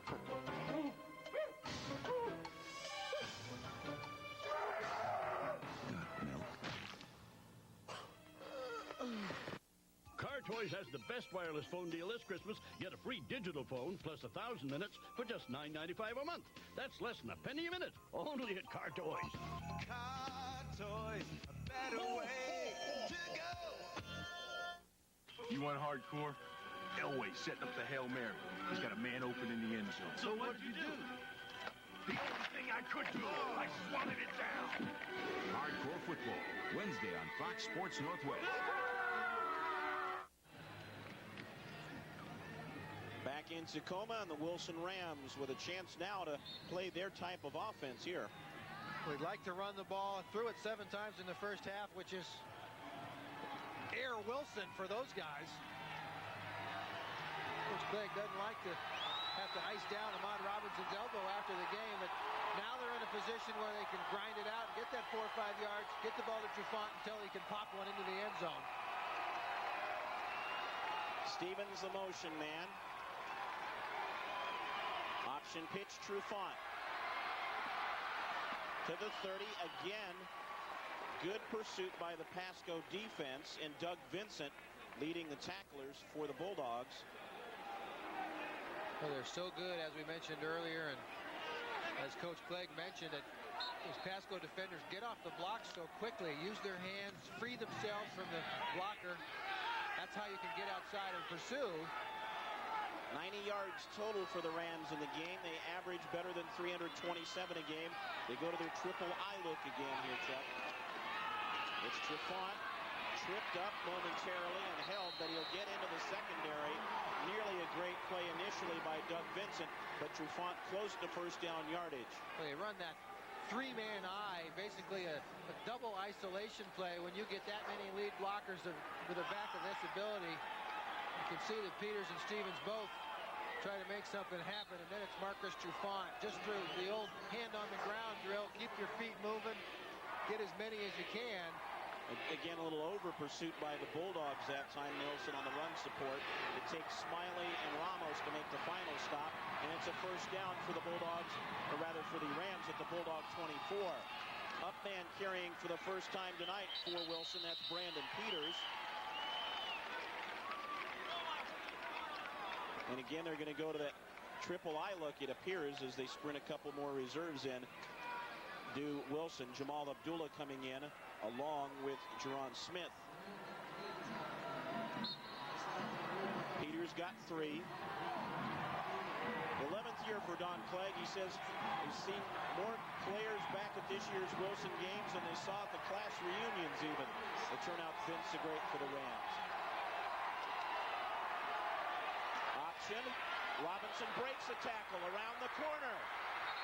Out of bounds at the 2-yard line. Ramos forced him out at around the 2 or the 3. As you said, the key to that play is the broken tackle. It wasn't any missed assignments. They ran some misdirection. Pasco was in the right spot still. But you see Brian Niebel, his assignment is the quarterback. He gets there, just doesn't quite get there soon enough. Rob Williams had enough of a shield to slow down Niebel long enough for the speed of Robinson to get around the corner. Wilson looking to feel good here for the first time tonight. From the 3-yard line.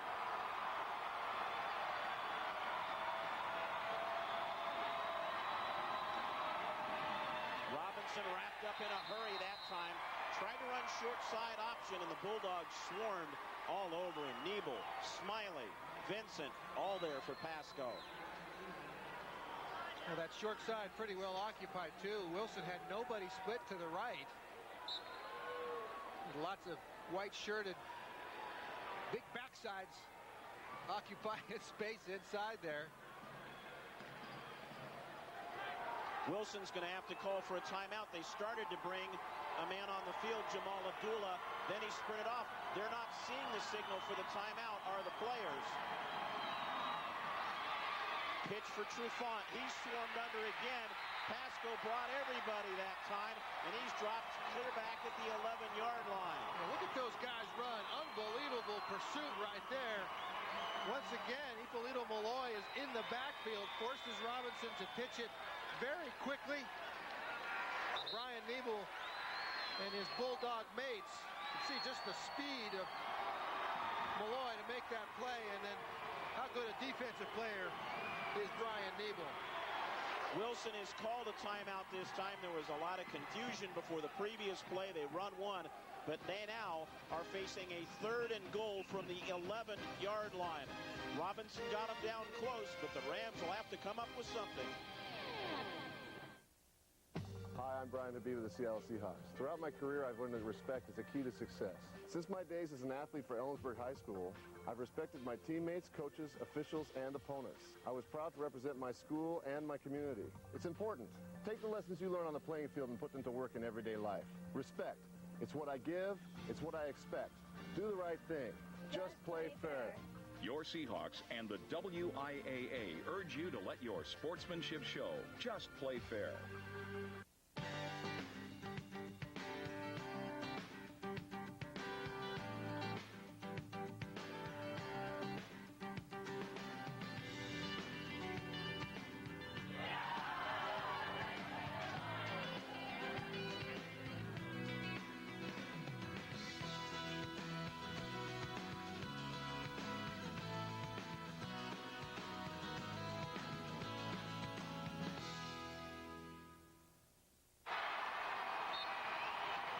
And biggest drive of the night for Wilson, and one of the biggest plays for the Rams right here on 3rd and goal. They don't need to get it all, but they've got to make some kind of dent. Watch for Stevens to the left. They're going to fade route for him in the corner. Wide open is Ramos, and he makes the interception. He was there. He was backpedaling before the snap, Chuck, and was in perfect position. Again, a 3rd and long situation, one that Wilson doesn't like to be in. Stevens split left. Looks like he has man coverage over there with Kyle Nelson, but Ramos is back there deep as well. Stevens doesn't get off the line of scrimmage. He and Kyle Nelson, you can see, get tangled up, and down goes It wouldn't have mattered, though, folks. Unless Stevens can make a serious play on that ball. Ramos with his 2nd of the night, his 10th of the year. And once again, Wilson turned away. 1st and goal at the 2-yard line, and they come up empty. 4th turnover of the night for the Rams. Kurt Morgan off the left side, close to first down yardage. He got 9 on it. Robinson on the tackle, along with some help from Lawrence Lovelace and Travis Callaway.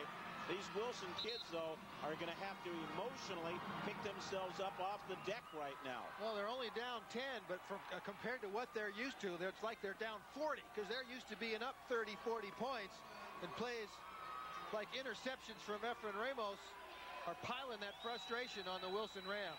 3 for Justin Fulkins of Central Valley in a win last year. 2 so far for Ramos tonight. Morgan again to the left, gets the first down, not a whole lot more, as Larry Stevens came up to hit him quickly. Again, a nice job by Jonathan Kovas, the left guard, getting his guy turned, giving Morgan enough room.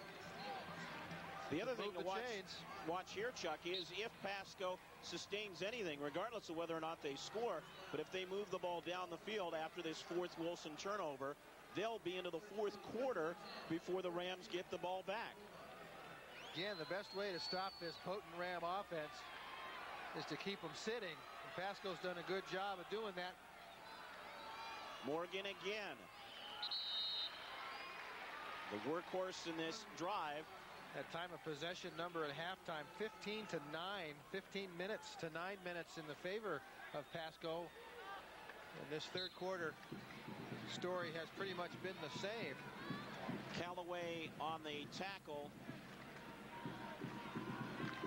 Gain of about 2.5 that time for Morgan. He had 81 yards rushing last week in the semifinal win over Cascade. Long count as well by Shimmick, so they're trying to burn as much clock as they can. Morgan to the outside. First down, he stepped out of bounds and a late flag thrown. I don't think that's a good flag necessarily. Larry Stevens gets called for the hit, but there's no way for him to be sure that Morgan stepped on the sideline. Normally, I understand it, but I think that's a flag you got to look at maybe picking up. It was not a bad hit by Stevens because Morgan had started to go, but the Rams are going to get hit with a personal foul that we're not trying to take sides here, folks. I understand the young man's play on this one, though. You get awful close to that sideline, and you're coming full speed trying to make the play, and that's a tough one. I agree with you, Todd. He's still not out of bounds. He took one step basically and was coming back in. He's still running, and if you're coming in pursuit, you're definitely not looking at the kid's feet to see whether or not he stepped on the sideline. It's tough to play the whistle, too. If that ref isn't blowing the whistle right on the time that foot hits the sideline, the kid's going to keep coming. A tough call on Stevens. Takes it to the Wilson 40-yard line and a first down there for Pasco. Shimmick looking up, looks as though he's going to check out. 7 guys for Wilson between the tackles. And before he can, they run out of time. So a delay of game called against Pasco, and Wilson able to put that new look in.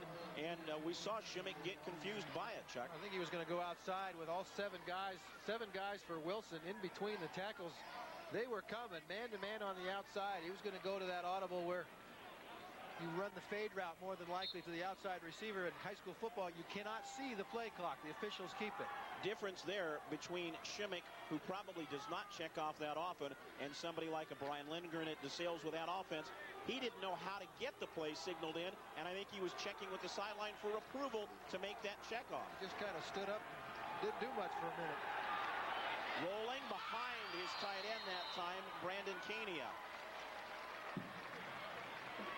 Again, trying to kind of throw back against the formation. Fortunate for Cania, really, that he didn't catch that ball because he was going to get another lick. I like what Steve Graff does with his passing attack, though.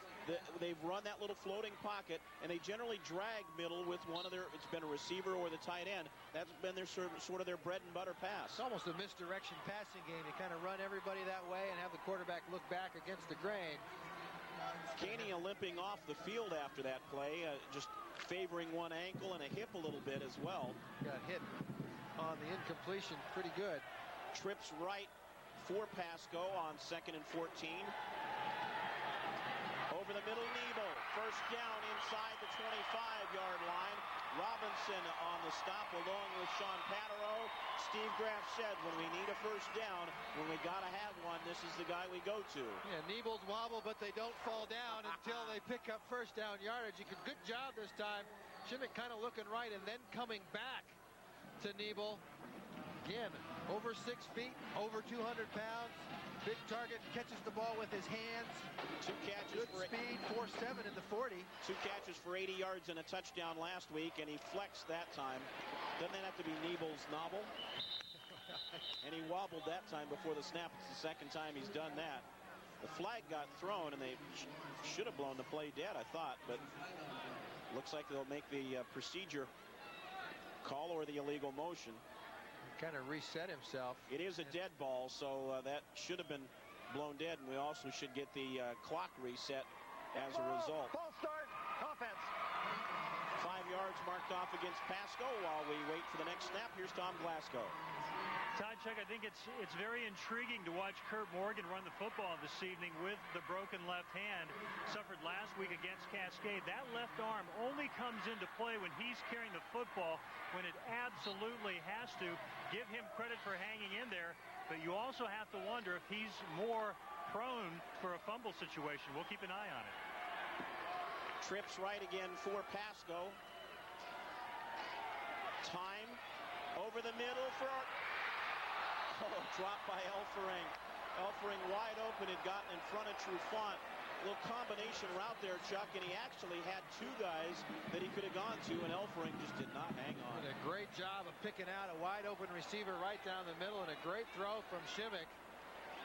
Elfring getting some encouragement from his quarterback. Good protection. That's where it all starts. Look at him, light on his feet, steps up, delivers the ball. Very good throw. Everything here is right, except for that. That's frustration. Big groan across the way as the Pasco fans watch our replay on the replay screen here at the Tacoma Dome. 2nd and 15 now for the Bulldogs. Will they go back to it? Hit as he throws this time. He was trying to hit Elfring, and Shimmick got decked. Brandon Myers getting to him. You see the protection on the drop earlier. Not there on this one. Shimmick's got a couple of choices and waits just half a count too long. He's waiting for Nebel, I think, to clear across the middle, and can't wait quite that long. 3rd and long situation now for Pasco. With their routes, you just take one to get caught. Nebel, Elfring in the slots. They'll draw to Morgan. He's got nowhere to go that time.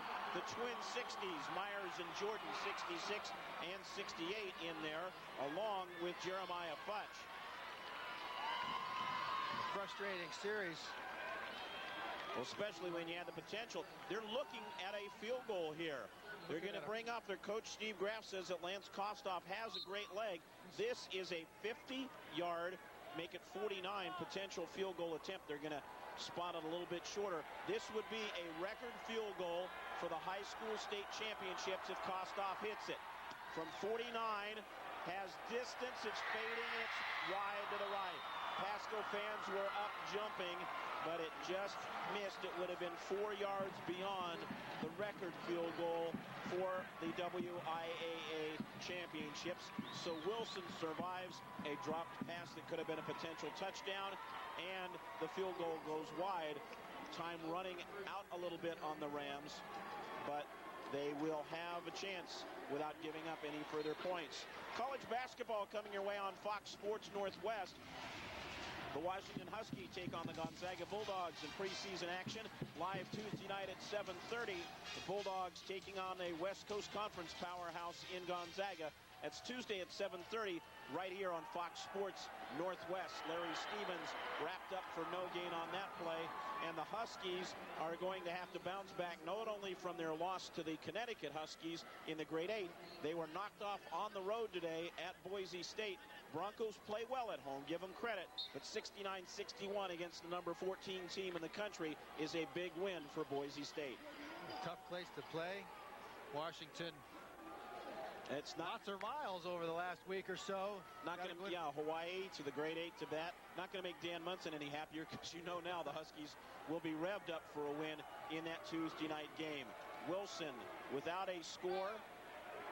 3 punts and 4 turnovers, as you saw, and they've been bottled up on offense. Reverse for Stevens as he lined up wide right. Breaks one tackle. He'll be slowed under at about the 23-yard line. Kyle Nelson coming up to force again. You can see he just kind of underestimates the speed.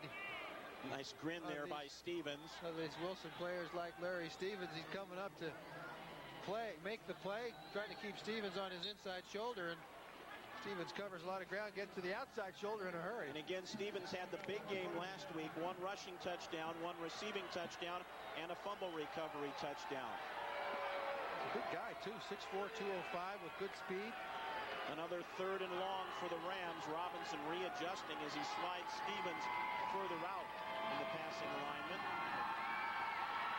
Looking for Stevens, overthrows him, tipped, and incomplete. Ramos was there on the coverage along with Tanner Castleberry, and Wilson will be forced to kick once again. Keep throwing that ball into Mr. Ramos's neighborhood. It's going back the other way. Keeps completed more passes to Efren Ramos than he has to any other receiver this evening. But again, it's the situation where Pasco's defense plays so well on 1st and 2nd down that you make a running team throw the ball on 3rd and long out of their comfort zone. Sean Patero back to punt once again. From the 42-yard line, Efren Ramos gets about 5 before he is dropped by Jerron Smith.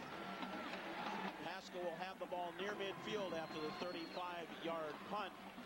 And the Bulldogs leading it by a 10-0 score with 10 seconds remaining here in the third quarter of play. One other college men's basketball score to pass along to you. Washington State with a 91-72 victory over Eastern Washington. Inland Empire showdown matchup there. You'll see Eastern Washington later this season in our Big Sky basketball telecasts on Fox Sports Northwest, as well as some Cougar basketball. Pasco with another great field position start. Ramos staying in at a wide receiver spot. Morgan will carry it. Cutting back once again. Again, the zone blocking helping him there. He found the seam, got across midfield for a nice gain into Wilson territory to close out the third quarter of play. Turnovers continue to be a problem for the Wilson Rams. Efren Ramos with 2 interceptions for the Pasco Bulldogs with 12 minutes left in the WIAA 4A championship game. Pasco 10, Wilson nothing. Uh-oh, we got trouble. Oh, please, not me. That's gotta hurt. Casey! We gotta do something.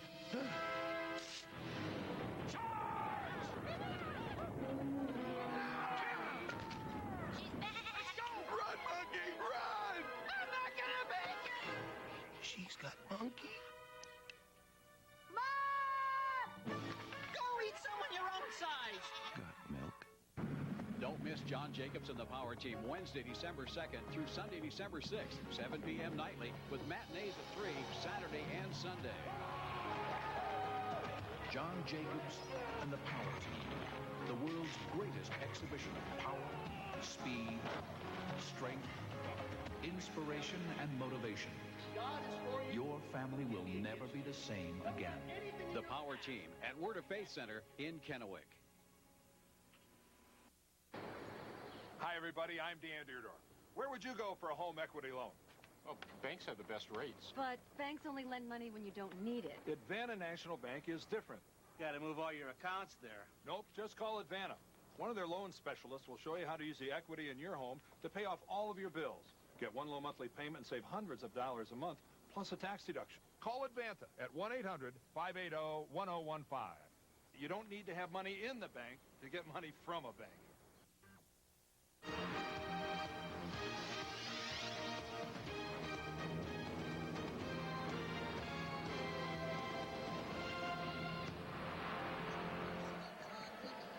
We welcome you back to the Tacoma Dome as we get set to start the fourth quarter of play. Pasco leading Wilson by a 10-0 score in the WIAA 4A championship game, the finale of the 1998 Gridiron Classic.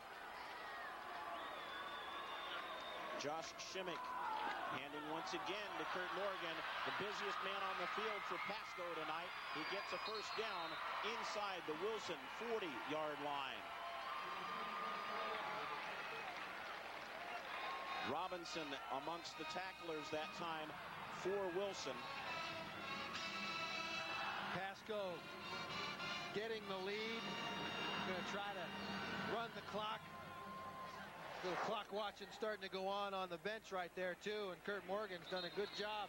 This workhorse effort, 24 carries, 75 yards. And right there you see what Tom Glasgow was talking about, that broken left hand. He's running left, but he has to keep the ball in that right arm. I don't think it's faced him at all, though. And if it keeps up this way in a few minutes, he will be feeling absolutely no pain. Morgan once again cutting back against the pursuit. Has a lead block from Ramos. Inside the 15 before Robinson finally brings him down.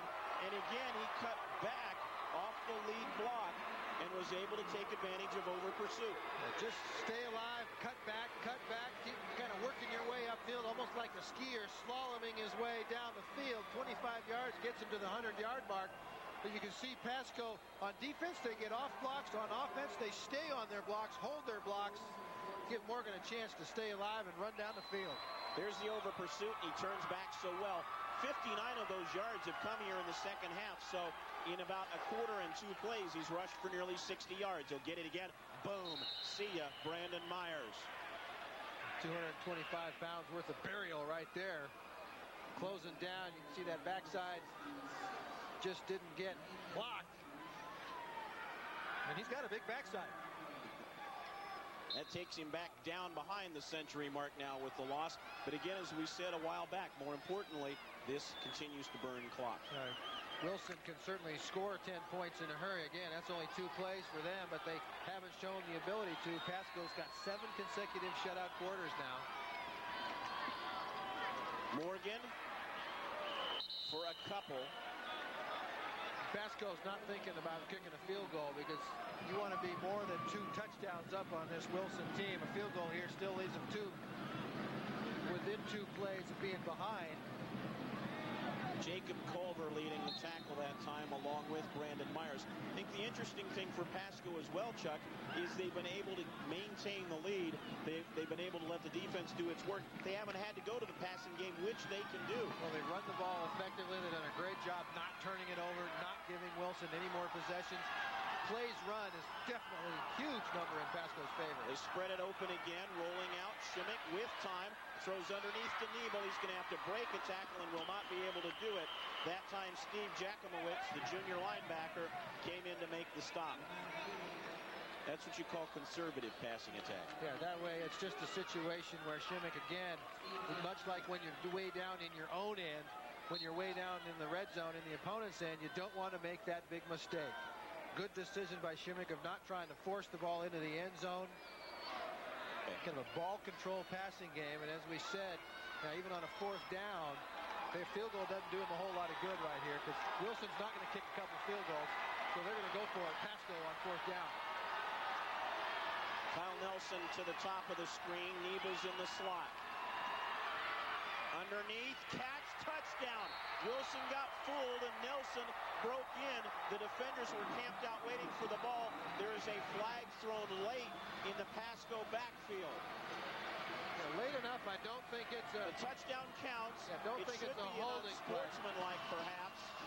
After the pass, let's see. There is no signal yet. Chuck, the Wilson defenders were waiting for the ball, and all of a sudden, there came Nelson to make the catch for the touchdown. Now, the other thing is perhaps Shimmick said something as you saw him tap his chest. Dead ball, unsportsmanlike, going to go on the trot. Oh, excuse me, it's against the Vikings. It is against Pasco, and I think Shimmick might have gotten a little fired up after the touchdown pass to Kyle Nelson. You can see Shimmick, as he has done almost all night, when a big down, looking for Nebel, looking for Nebel, and it's Nelson that cuts back underneath. Again, a misdirection passing play with everybody chasing Nebel to the corner and Nelson sneaking back underneath across the middle, and a great throw with good protection from Josh Shimmick. Well, here's a potential break for Pasco. They assess the penalty on the point after, which at this point is relatively academic. Kostoff will be on to attempt it. This would be about a 35-yarder, which his coach says is within his range anyway. But better to have it assessed here than on the kickoff. Yeah, field position-wise, you want to take it now, but this is a big point. Again, 16 is 2 touchdowns and 2 two-point extra points away. If he makes this, Wilson's got to score 3 times. Yeah, but Wilson's got to score first, and he nails it. Nice leg there by Kostoff. The Pasco Bulldogs run off clock, and they finish off the drive with a touchdown pass from Nelson. Pasco 17, Wilson nothing.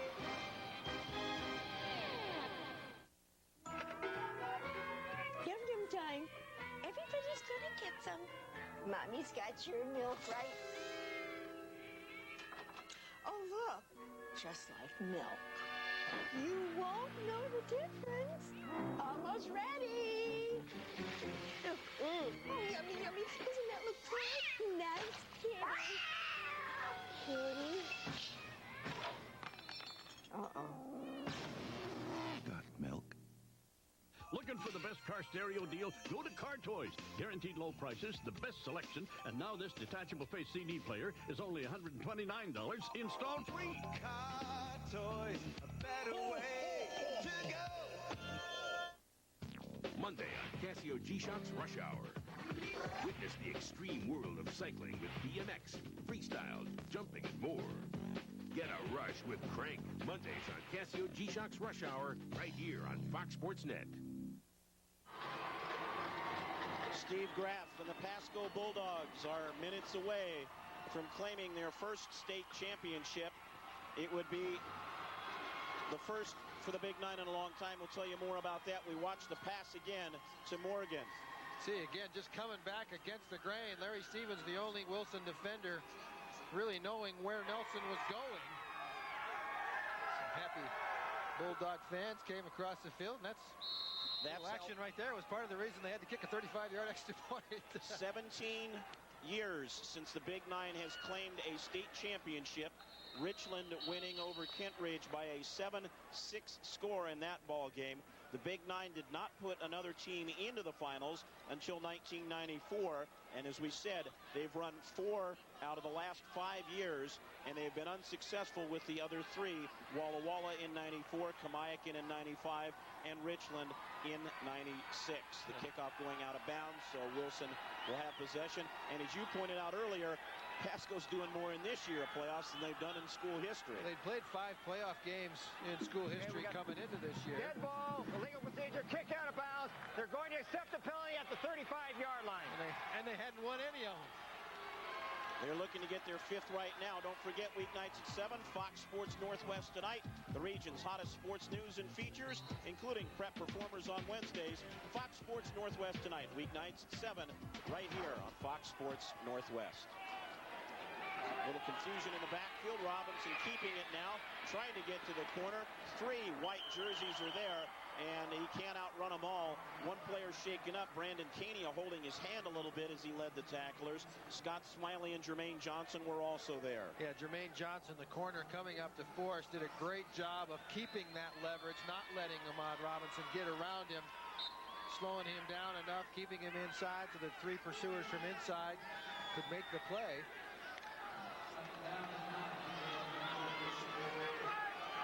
Wilson again struggling. 1st down, 2nd down, not coming up with the big plays to let them run that running attack offense. Stevens in motion to the line. Again, Pasco containing Robinson, keeping him from getting outside. Thrown, and a nice catch there by Travis Callaway. Smiley on the tackle was about a step late from knocking another one away. That's got to give a little confidence to Ahmad Robinson when he badly needs it. Again, what he does well is to buy time and elude the initial pursuit. Jerry Harris closing from the inside right here, number 78.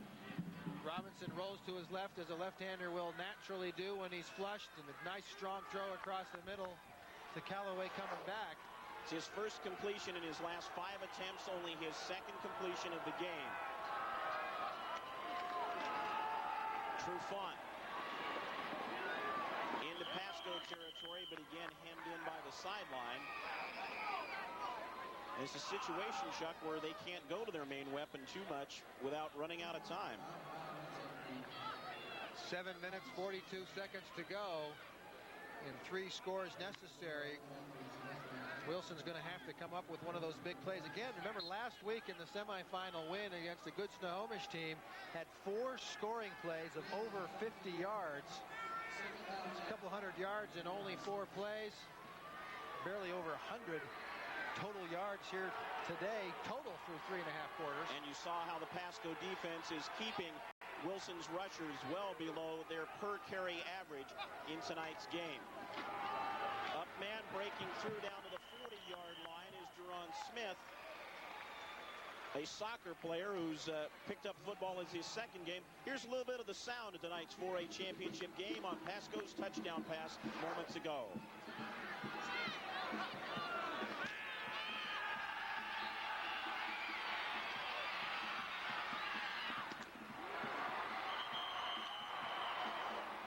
Wilson's completion to Callaway, rather, from Robinson. And the Rams have it now with a 1st down at the Pasco 40-yard line. Trufant again collapsed on the outside by Malloy.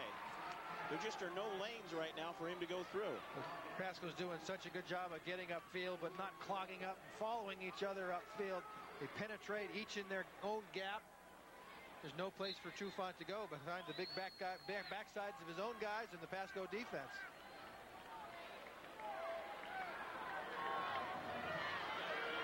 Trufant going in motion now. They'll try to get him a little isolation. Robinson looking towards him, crossing route, tight end wide open. Callaway. He'll run out of bounds inside the 25-yard line. Little big play. Yeah, that crossing route. Everybody's following Marcus Trufant as he split wide right and then comes back across the middle. Everybody's following him. And Callaway's coming back against the grain. He's going the wrong way down the runway street. Ahmad Robinson has time to throw, and a nice throw. Broken foot notwithstanding, the big All-State tight end linebacker.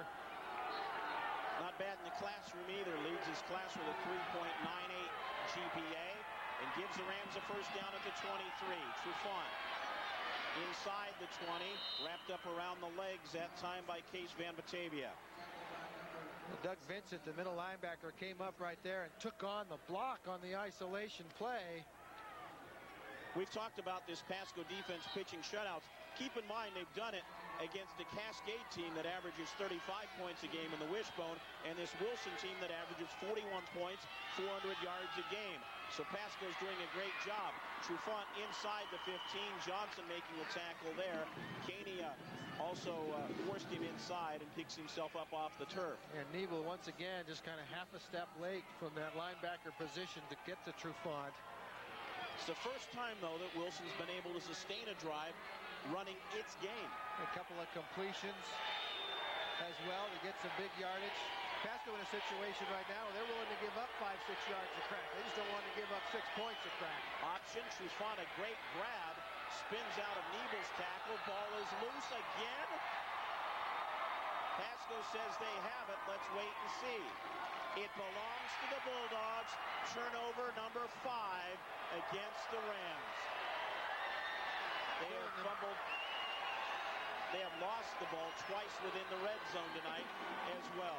Killing themselves with the penalties. As you said, Todd, this is their second best opportunity. Neither one of the two good ones have turned into points.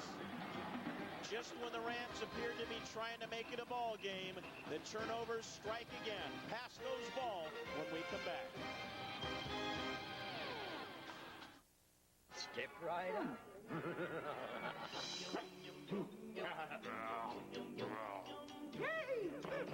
Bob sent you. Fox Sports Northwest presents the WIAA Dairy Farmers of Washington Gridiron Classic. Tonight's 4A football championship game has been brought to you by Car Toys. A better way to go for car stereos, car alarms, radar, pagers, and cell phones. By the Money Tree, your cash solution. And by Emerald Queen Casino, where winners go to play. We'll be naming some winners here very shortly.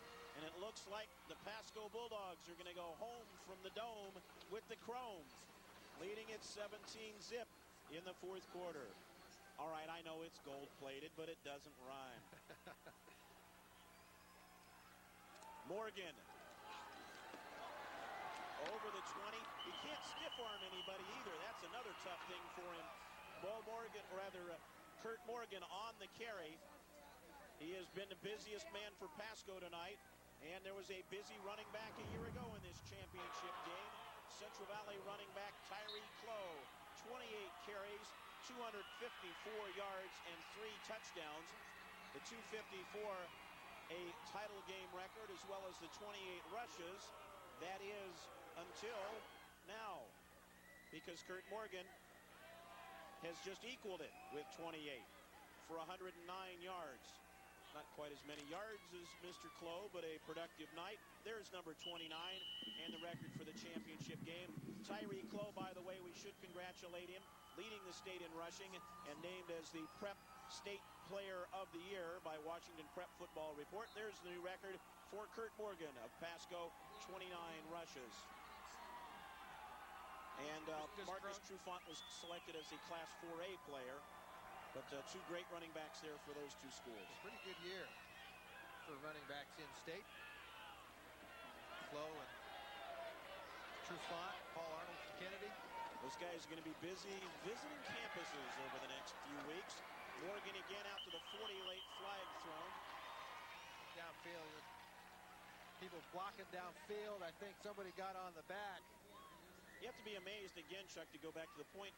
He's just not able to fend off tacklers with that left hand and go out and go after somebody, and he's still able to get pretty good gains. He's doing a good job. Gets the offense. See a grab trying to give him a little bit more yardage right there. That one will back up. We take a look at some of the high points from tonight's 4A championship game as we summarize our contest here with Pasco leading it by a score of 17-0. Morgan now setting the title game record with his 30th carry. Marcus Trufant averaging about 4.5 yards a carry. Pasco's defense allowing 50 points. Keep in mind, that's in 5 playoff games now, as they have shut out their opponents in the last 2 so far. Wilson, the second shutout victim so far tonight, averaging better than 41 points a game.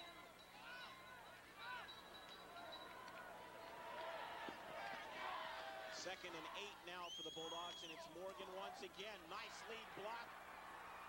He'll pick up the first down. A great lead block for Morgan that time by Jonathan Kovas, the 6'1", 230 senior. Done a great job tonight of getting Morgan a lot of those yards. You see, the holding penalty in the previous play got him second and long, but they still want to run the clock. I mean, look at this. He's just rambling through that backfield like he's running through the park, through the trees. There's nobody back there to make a play. He blocked the line of scrimmage. The downfield guys making good blocks as well. And they burn another 45 seconds or so off the clock. Morgan again. Finally dropped by Sean Patereau, but that's close to another first down for Morgan. Emotions start to get into this too, Chuck. The Hosses start to wear it down on the offensive side. But as a defensive player, you're kind of making heartfelt tackles at times right now. Well, you know you're kind of running out of time. You're trying to tackle the ball. You're getting tired because you've been on the field the whole ball game. Steve Graff said his team came together in summer camp. Don Clegg said his Wilson Rams played with a lot of unity and a lot of determination this year. Best group of guys he has had. Morgan once again, I think we're going to be busy calling it for quite a while here for the remainder of this game. He picks up a first down. He also stays in bounds after the tackle by Ahmad Robinson. Wilson has a player down. Jacob Culver is injured back near the line of scrimmage. Steve Graff, when I talked to him during the week, he says, we came together in summer camp, but we thought going in we were going to be maybe a 6-3, 7-2 team. We hoped to get about 4th place in the league, just get into the playoffs and see what we could do. It was when they beat Richland and Walla Walla back-to-back that they started to feel they had a pretty good team. Even though they lost the week after that to Kamiakin for their only loss of the season, they really felt like they had a pretty solid group, and they beat 2 of their Big 9 teams in the playoffs because the Big 9 swept the Greater Spokane League schools 4-0 in the first round of the East Side playoffs this year. So they had a lot of familiar territory to cover until they got to the semifinals. Well, they don't have a lot of weaknesses. You don't look at this Pasco team and say, wow, look at that guy. He's going to get a scholarship to a big school. And that guy, boy, he's a great athlete and he's going to play somewhere beyond high school. They just have a lot of guys that play hard. They play together. They're well coached. Not a lot of weaknesses. As you see big Jacob Culver limping off. And this fatigue's starting to play a factor, I think, in the defensive line for Wilson. We've seen a couple guys over the last couple of plays substitute themselves out, and Jacob Culver, I think, wearing out a little bit too. Sometimes that's how you get hurt. He shares that tackle position with Jeremiah Fudge.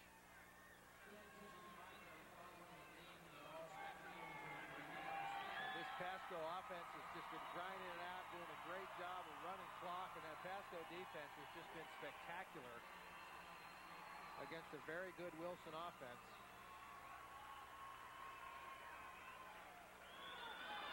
New running back in for the Bulldogs, Kyle Lamb, 5'9" sophomore, the backup to Morgan. He's carried the ball 28 times this season.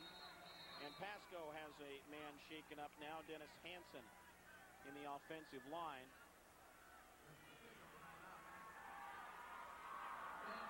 It'll bring home the point of how well this Pasco defense has played here tonight. Remember again, Wilson over 400 yards a game average on offense, over 40 points a game average on offense. Last week in the semifinals, 51 points on the board, 4 touchdowns of over 50 yards last week.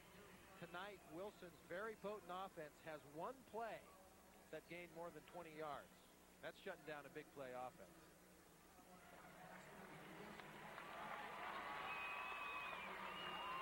Our Dairy Farmers of Washington player of the game, Kurt Morgan, with a state record 33 rushes. State championship game record that should be. 157 yards and a lot of effort for this young man playing with an injured thigh and a broken hand. Really turned it on, too, in the second half when the ground game for Pasco was going to run that clock out. 41 yards in the first half, 116 in the second. Lamb once again.